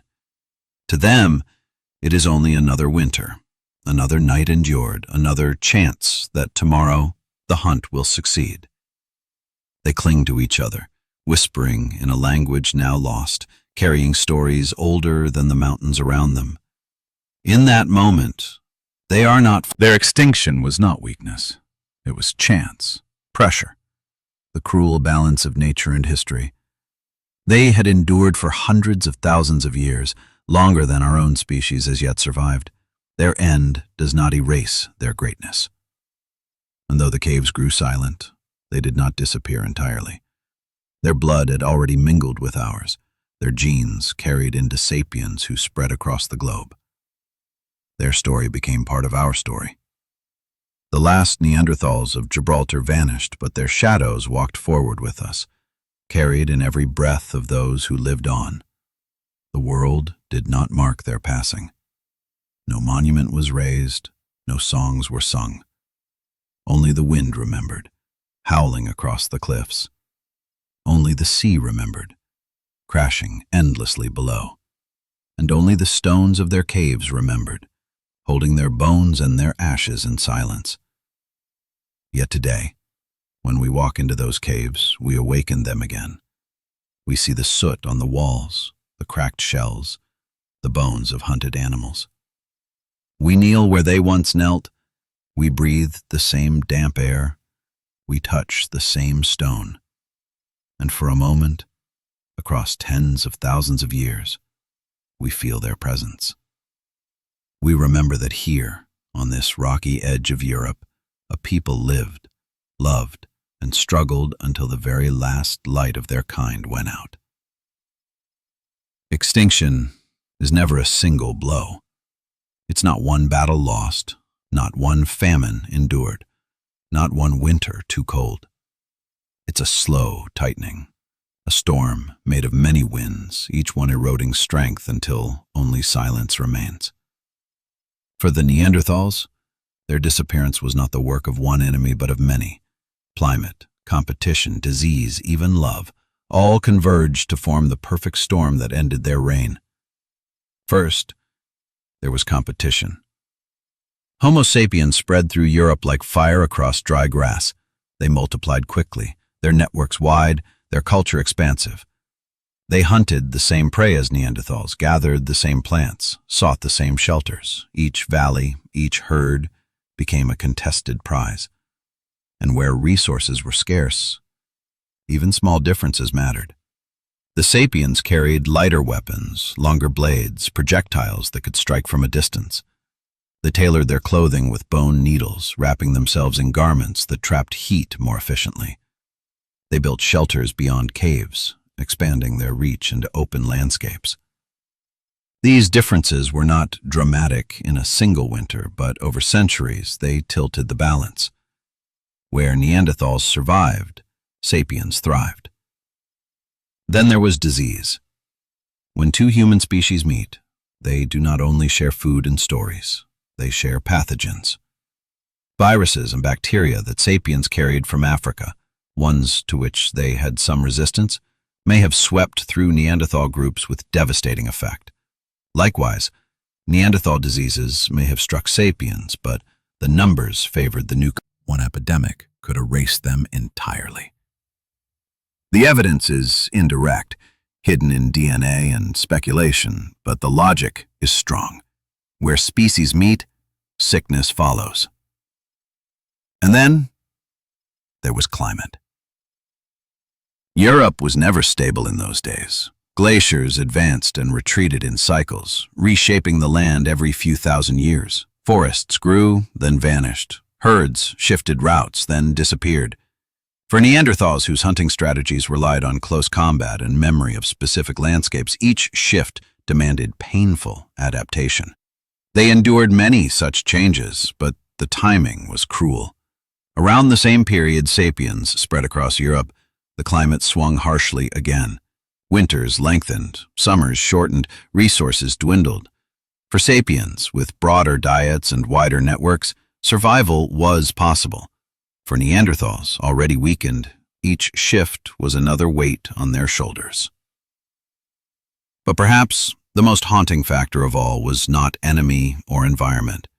It was intimacy.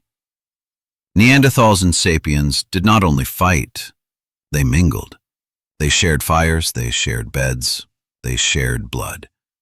Children were born who carried both lineages, proof that barriers between them were not absolute.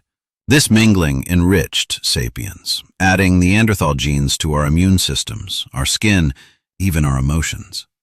But for Neanderthals, who were fewer, it may have meant absorption.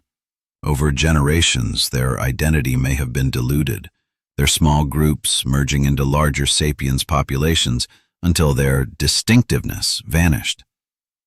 They did not only die out, they became part of us. Extinction, then, was not a single event, but a convergence. Imagine a Neanderthal band facing a hard winter. The herds are gone, pushed south by shifting climate. Their hunters are injured, their children hungry. In the valley nearby, sapiens thrive, their shelters warm, their networks wide, their tools efficient. A sickness spreads through the Neanderthal camp, weakening them further. A young woman seeking survival joins the sapiens group, her children carrying Neanderthal blood into another lineage. A storm of snow buries the valley, and by spring, the cave is silent. Not because of one cause, but because of many. When scientists debate the reasons for Neanderthal extinction, they often argue for one factor: climate, competition, interbreeding, disease. But the truth is, likely all of them, braided together. Each one alone could be endured. Together, they formed a net from which escape was impossible. And yet, we must be careful not to see this as inevitable. Extinction is always written after the fact. For hundreds of thousands of years, Neanderthals endured the very challenges that would eventually undo them. They survived harsher climates. They competed with predators. They adapted again and again. If history had shifted slightly, if a glaciation had come later, if might be the ones remembered as shadows, and they the storytellers of the present. Extinction is not destiny. It is chance, sharpened by time. Still, their disappearance reshaped the world. With Neanderthals gone, sapiens became the sole humans of Europe. The continent, once shared, was now ours alone. Their caves became our homes. Their hunting grounds became our valleys. Their stories vanished into silence. But their absence did not mean their erasure. For in our blood, in our DNA, in fragments of memory we can barely sense, they remain. Perhaps this is the greatest paradox of their extinction. They died, yet they did not vanish. They ended, yet they endure. Their bodies lie silent in caves, but their genes whisper in every one of us. Their extinction was not the obliteration of a species, but its transformation. They are not gone. They are us.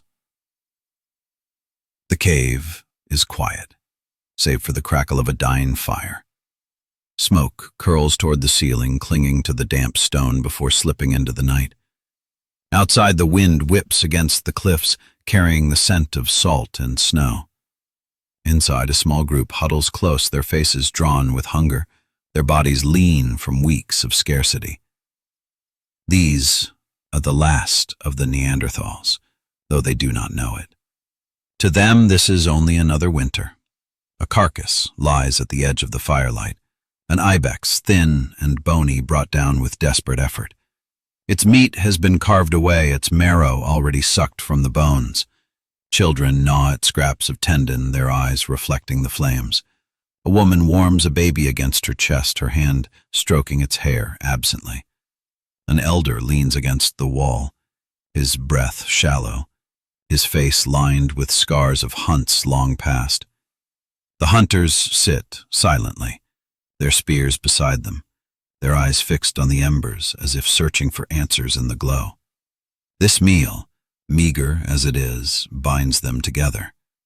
The firelight flickers across their faces, illuminating features both strange and familiar, brows heavy, jaws strong, yet eyes filled with the same depth of feeling that marks us today. They do not speak much. Words are costly in hunger. But the silence is not empty.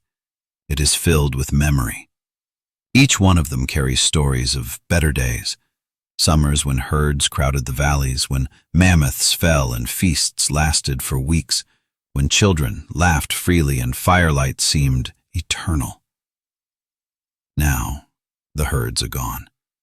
The valleys are empty. The strangers, those tall, lean sapiens with their strange ornaments and endless numbers, have spread across the land. The Neanderthals have retreated again and again until here, on the edge of Europe, they have nowhere left to go. The fire they keep alive is more than warmth. It is defiance. It is hope. Out the sun. He tells of courage, of strength, of unity. The children do not know hunger as an exception. They know it as life. But for a moment, in his words, they glimpse a world of abundance. Story is sustenance too.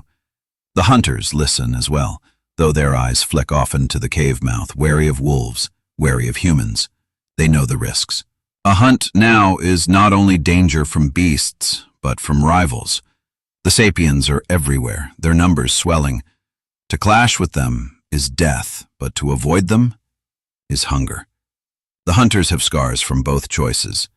Still, tomorrow they will go out again. They must. Woman rocks her baby, humming softly. The tune is simple, no more than a rise and fall of sound, but it carries comfort. Perhaps it is a song she learned from her mother, who learned it from hers. Perhaps it is as old as their people, a melody carried through generations of firelit nights. The baby stirs, then settles, eyes closing.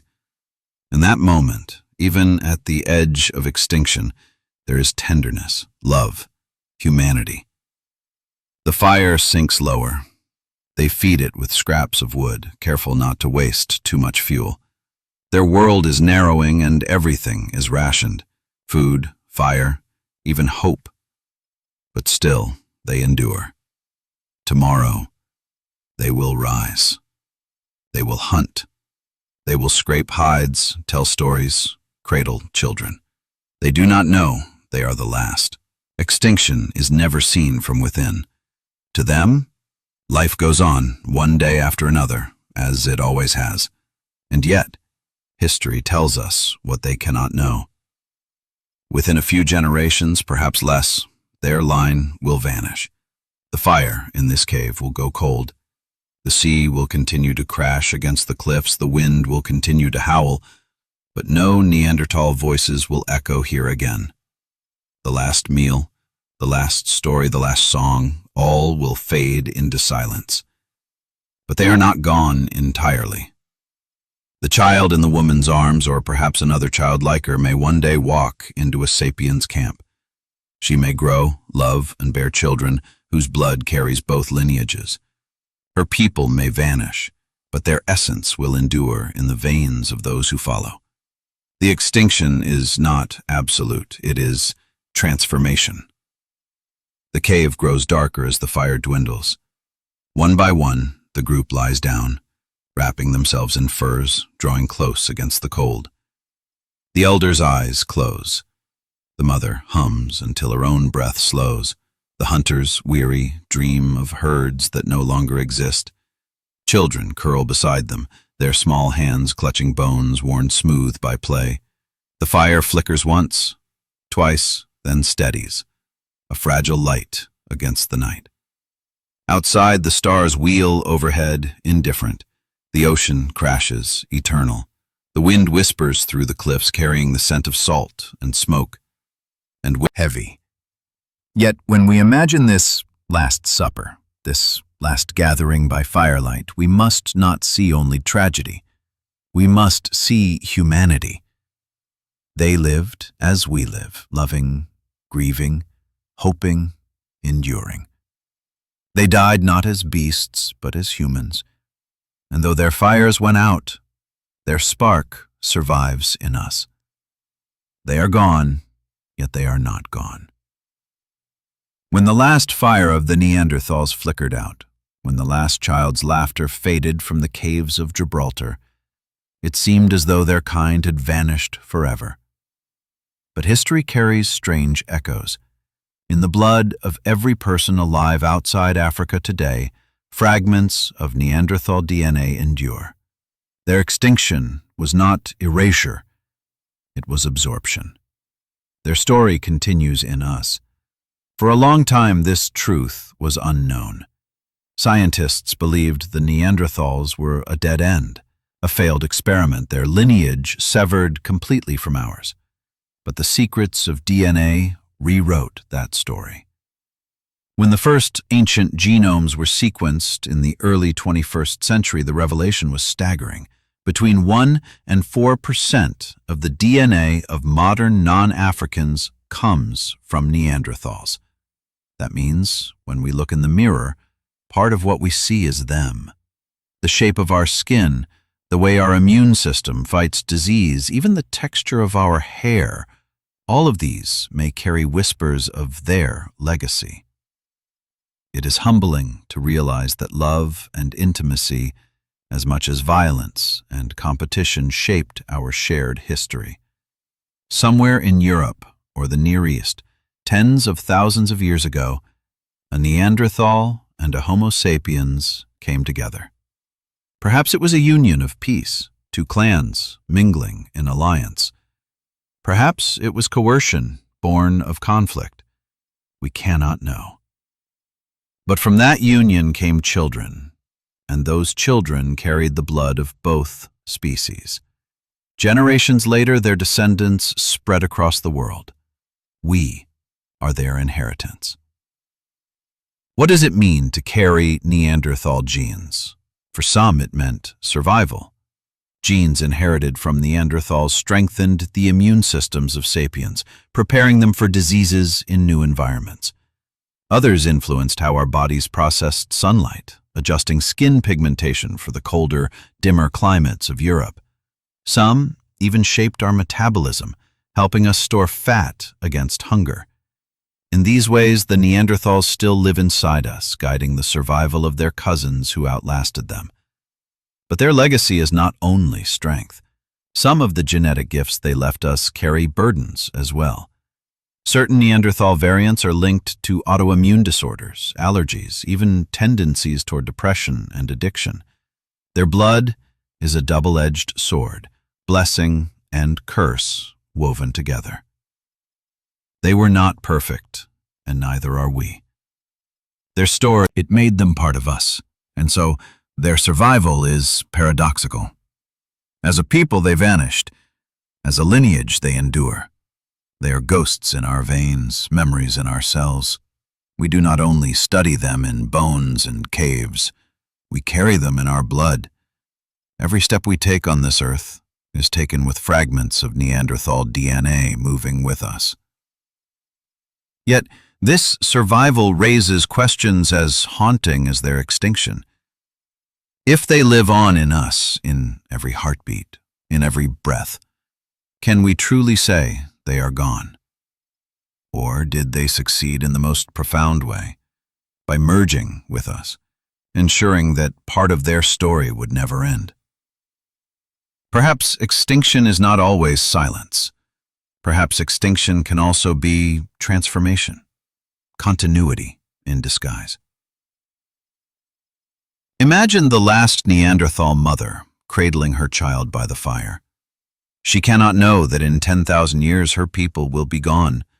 She cannot know that the strangers pressing into her land will inherit the world.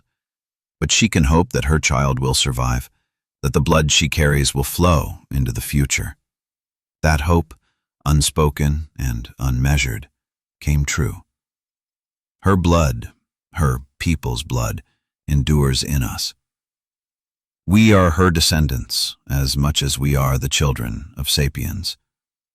And in that realization lies a profound truth. The boundary between us and them was never absolute. We call them Neanderthals and ourselves humans, but we were both human. We were branches of the same tree, diverging, intertwining, merging again. Their extinction is not only their story, it is ours too. We did not replace them entirely. We absorbed them, and in doing so, we became something more than we were before. The Neanderthals are not fossils. They are not only bones in museums, skulls behind glass, shadows in caves. They are alive in us. In every heartbeat, in every breath, their story continues. And as long as humanity endures, so too will they. The story of their survival within us is written not on cave walls, but in the code of life itself. DNA, that silent script of existence, preserves whispers of Neanderthals in every strand of our cells. When scientists first unlocked these fragments, they found not only proof of interbreeding, but clues to how deeply their legacy still shapes who we are. Consider the immune system. When Homo sapiens first walked into Europe, they faced diseases their bodies had never known. Viruses and bacteria lurked in every animal, every stream, every bite of food. To sapiens, these were alien threats. But to Neanderthals, who had lived in Europe for hundreds of thousands of years, these pathogens were familiar foes. Their bodies had adapted, their genes forged by countless battles with infection. When sapiens mingled with them, they inherited this hard-won Influence how our immune systems respond to viruses, how we react to allergens, even how prone we are to inflammation. The price of resilience is sometimes overreaction, and so autoimmune diseases, where the body attacks itself, may in part be the echo of Neanderthal defenses sharpened too keenly. Our strengths and weaknesses alike bear their fingerprints. Skin and hair also carry their mark. Genes from Neanderthals shaped pigmentation, allowing skin to lighten in regions where sunlight was scarce, enabling the body to synthesize vitamin D more efficiently. They influenced hair thickness and texture, subtle traits we often take for granted.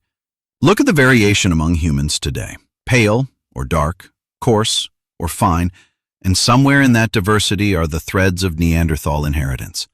Even our minds may bear their shadow. Studies suggest that certain Neanderthal variants are linked to mood disorders, to anxiety, to tendencies toward depression or addiction. It's unsettling to think that our mental landscapes, our joys, our sorrows, our struggles, may be touched by ancient genes carried from a vanished people. Yet perhaps it should not surprise us.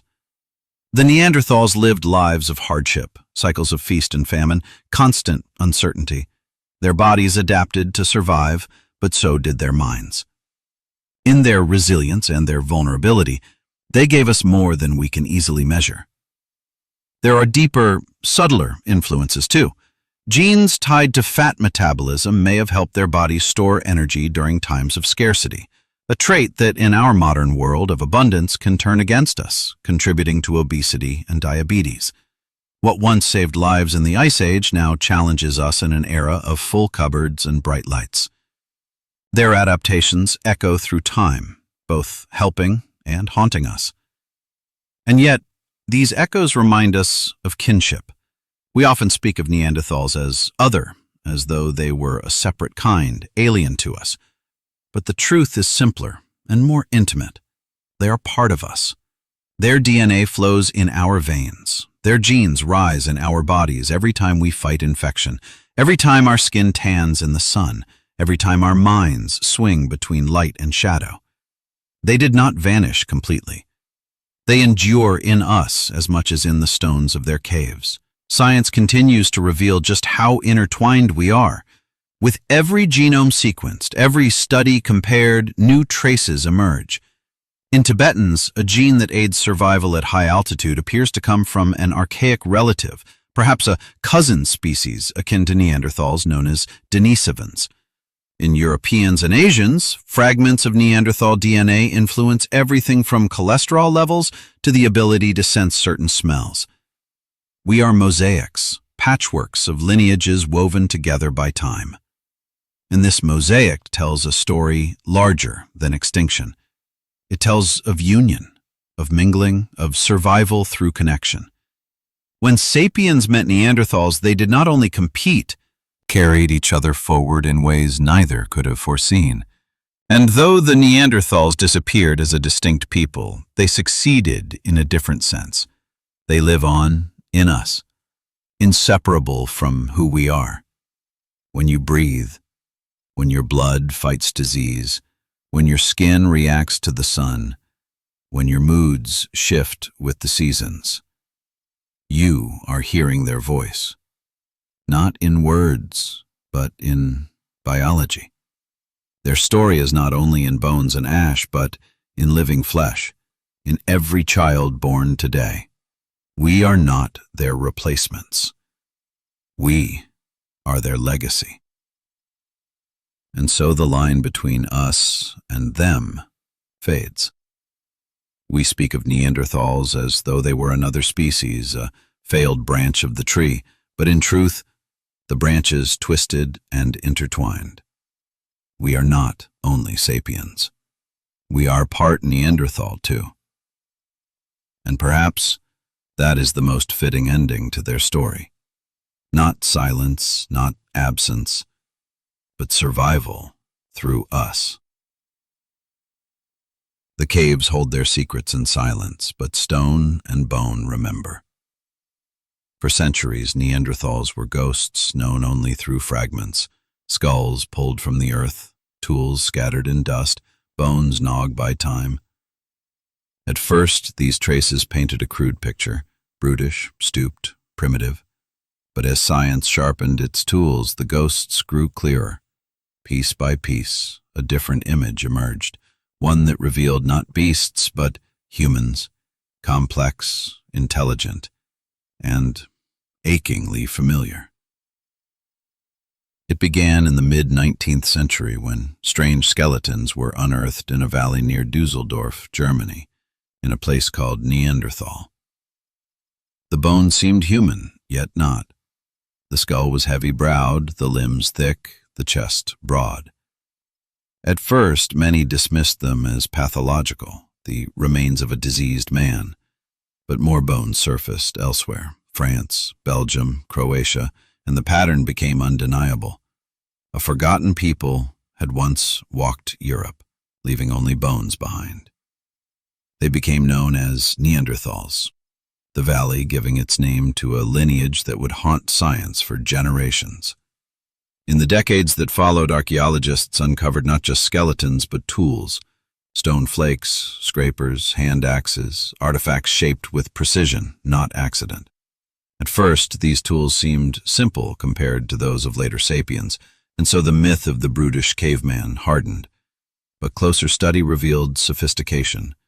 The tools were crafted with skill, techniques passed down across millennia.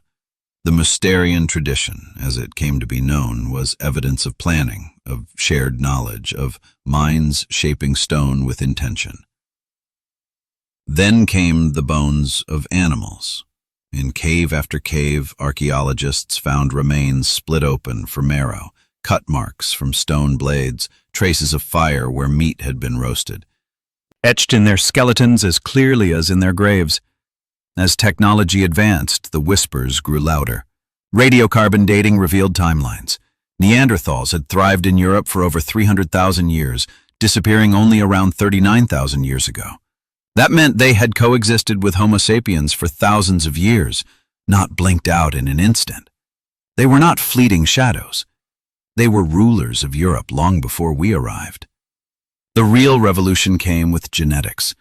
In the late 20th century, scientists began extracting DNA from ancient bones. It was a fragile, painstaking process, most fragments too degraded to yield secrets. But eventually, breakthroughs came.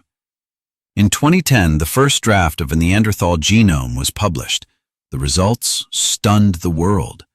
Modern humans outside Africa carried Neanderthal DNA. The myth of total separation collapsed. They were not only neighbors or rivals, they were kin. Their blood lived on in us. Beyond DNA, new technologies revealed their faces. CT scans and 3D reconstructions of skulls showed not brutish beasts, but humans with strong jaws, wide noses, and intense eyes. Their gaze, reconstructed in clay and resin, was hauntingly familiar. To look into a Neanderthal's eyes was to look into the eyes of a cousin, not a monster. Museums across the world displayed these reconstructions, and visitors found themselves unsettled. These were not others. They were us. Archaeology also uncovered evidence of art.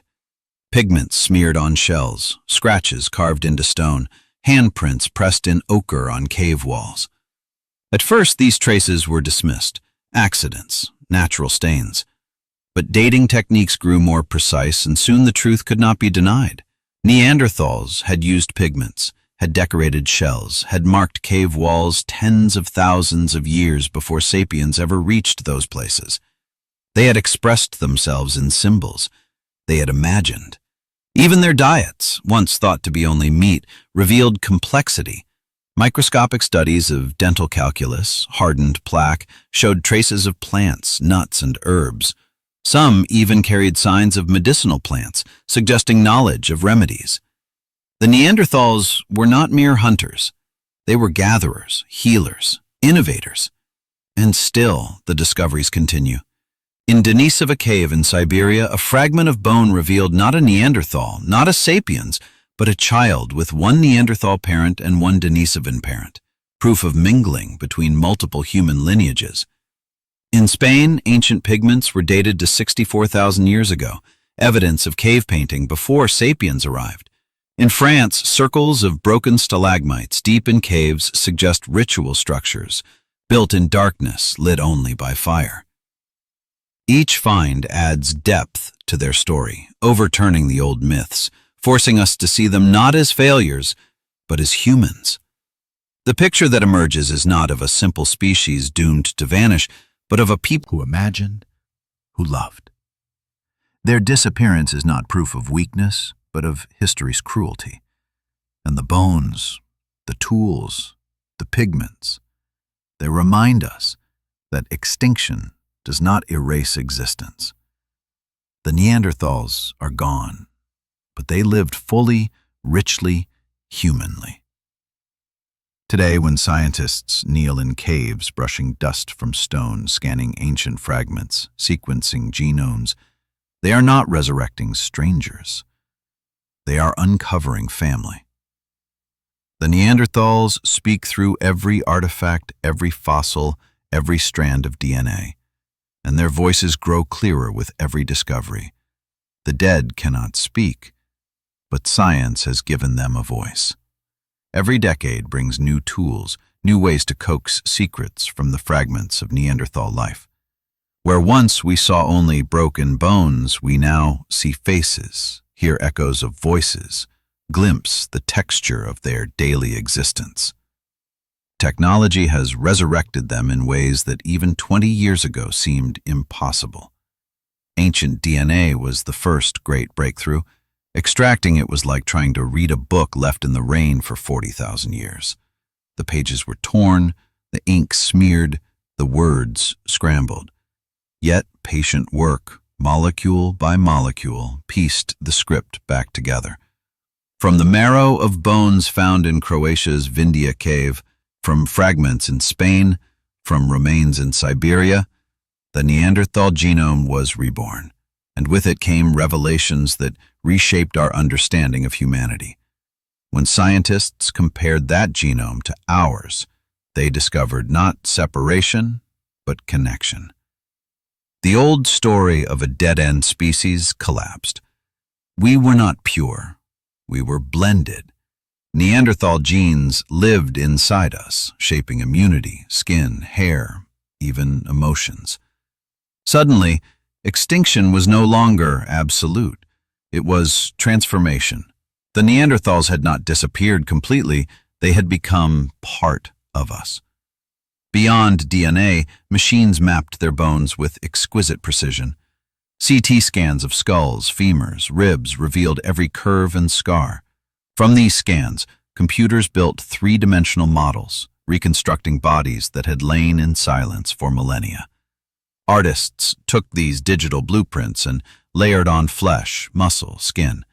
The results stared back at us with unnerving familiarity.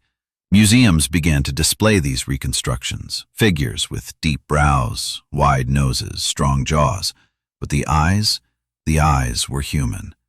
Visitors looked at them and felt something stir, not disgust, not superiority, but recognition. Here was a face that could sit across a table, share a fire, laugh, grieve. The boundary between us and them blurred with every detail. Even voices are being imagined. The hyoid bone, a small structure in the throat that anchors the tongue, has been found in Neanderthal remains. Its shape is strikingly similar to ours. Still communication.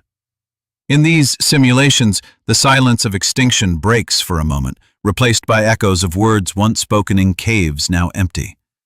Other technologies reach deeper. Chemical analysis of teeth reveals childhoods written in enamel, what they ate, where they traveled, even stresses of hunger and illness. Microscopic wear on teeth shows habits, chewing hides, holding tools between jaws. Plaque preserves traces of food, plants, medicine. From a single tooth, we can reconstruct a life. In the caves themselves, technology has revealed hidden layers. Laser scanners map walls in detail, exposing faint markings invisible to the eye. Pigments, dated with uranium-thorium methods, prove older than sapiens' occupation. What once looked like scratches from claws turn out to be deliberate symbols, drawn tens of thousands of years before we thought possible. The Neanderthals are revealed not as dull imitators of sapiens, but as pioneers of meaning in darkness. Perhaps most haunting are the footprints. In caves in France and Spain, on ancient floors sealed for millennia, Neanderthal footprints remain. Some are large, some tiny, left by children who ran and played by firelight. They curve, they cluster, they overlap. To see them is to feel their presence, families moving through the cave, voices echoing, fire flickering. These are not relics, they are moments, frozen in stone, as alive as the footprints we leave in sand today. Science continues to blur the line between past and present. Every fossil scanned, every genome sequenced, every cave mapped pushes them closer to us. The story that once cast Neanderthals as brutish and doomed has been rewritten by machines, by molecules, by the persistence of human curiosity.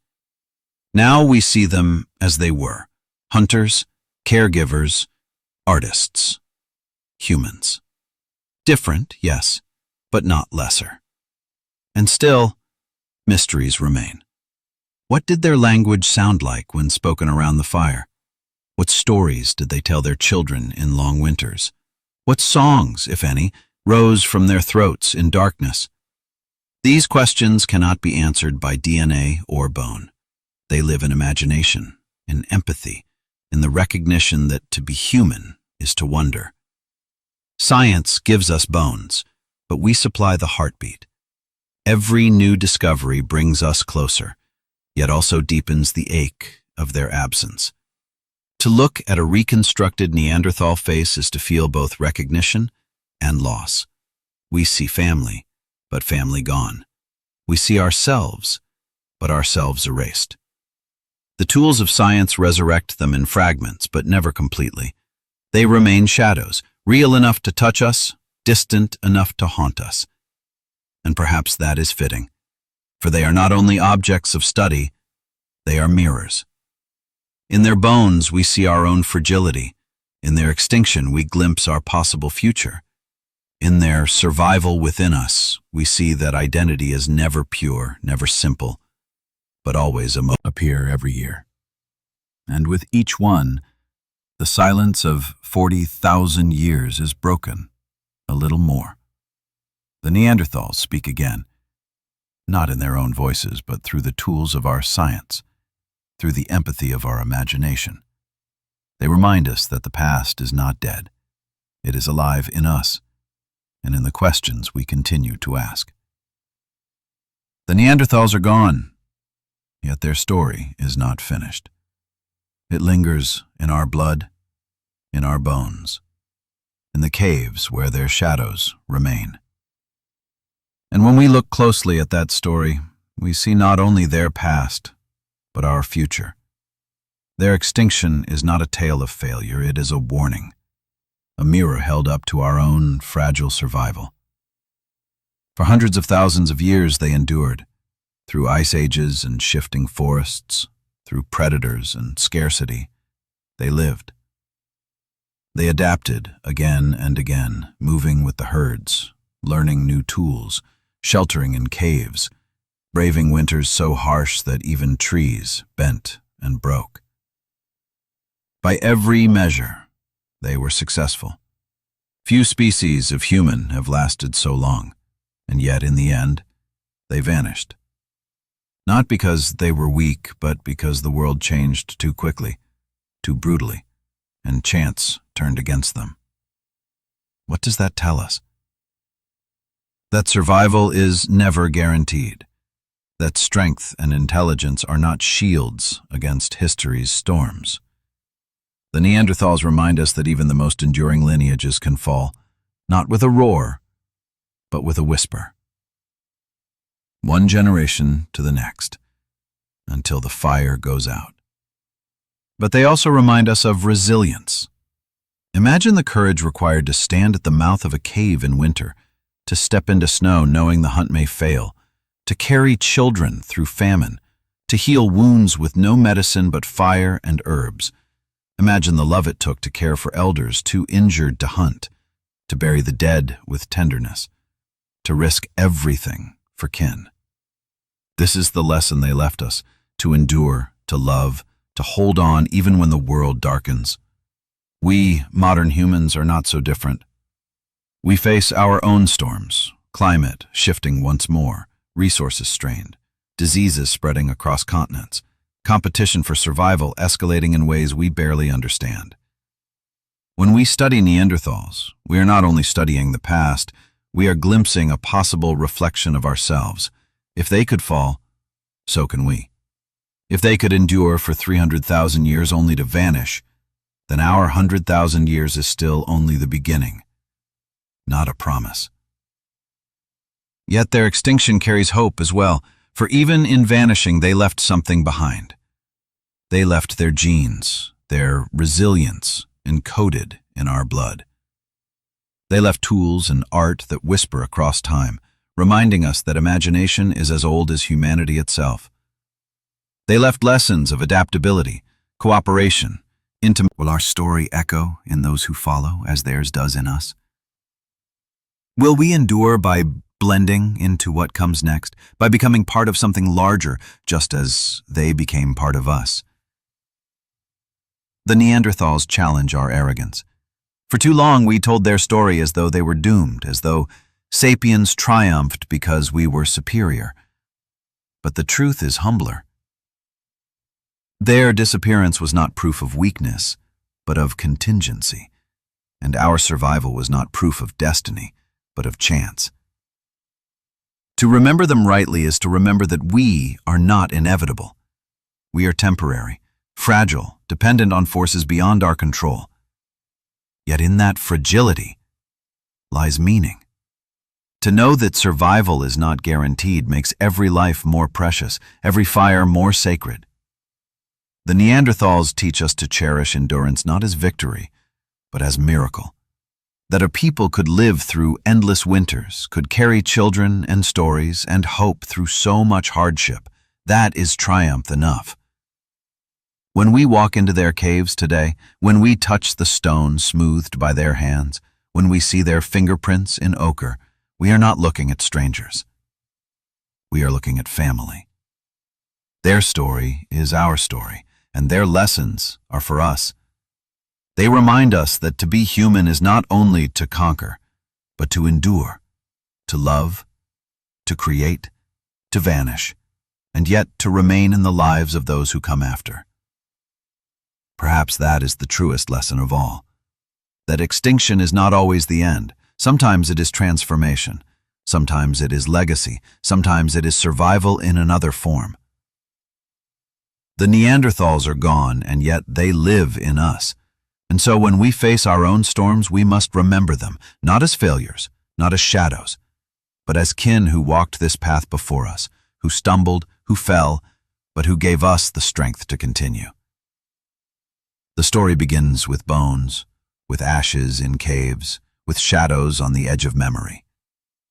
It ends here, with us, alive, thriving, carrying their blood, their echoes, their silence. The Neanderthals, the last hunters of Europe, are gone. And yet, they are not gone. Imagine them one final time. A figure, standing at the cave mouth, the wind cold on her face, the sea stretching endless before her.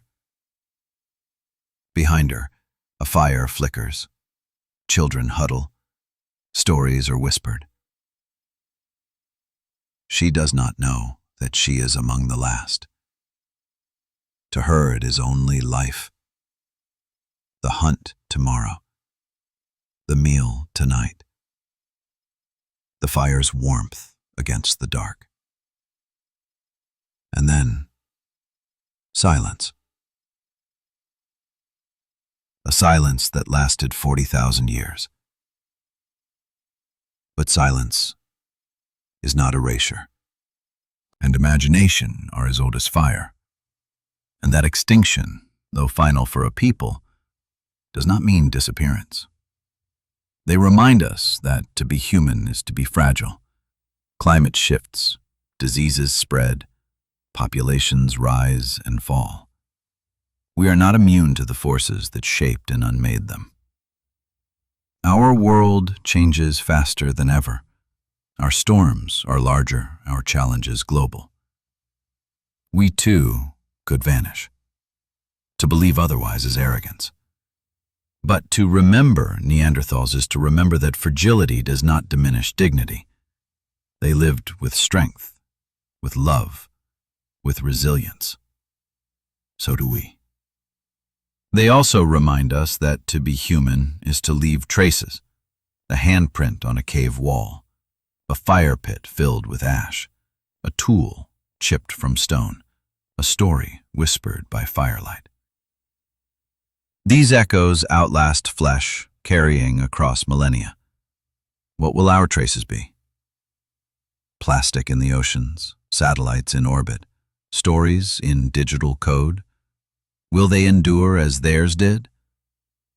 Will someone someday kneel over our bones and wonder at the people we were?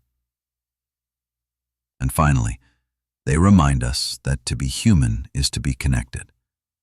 We carry their DNA, their strength, their shadows.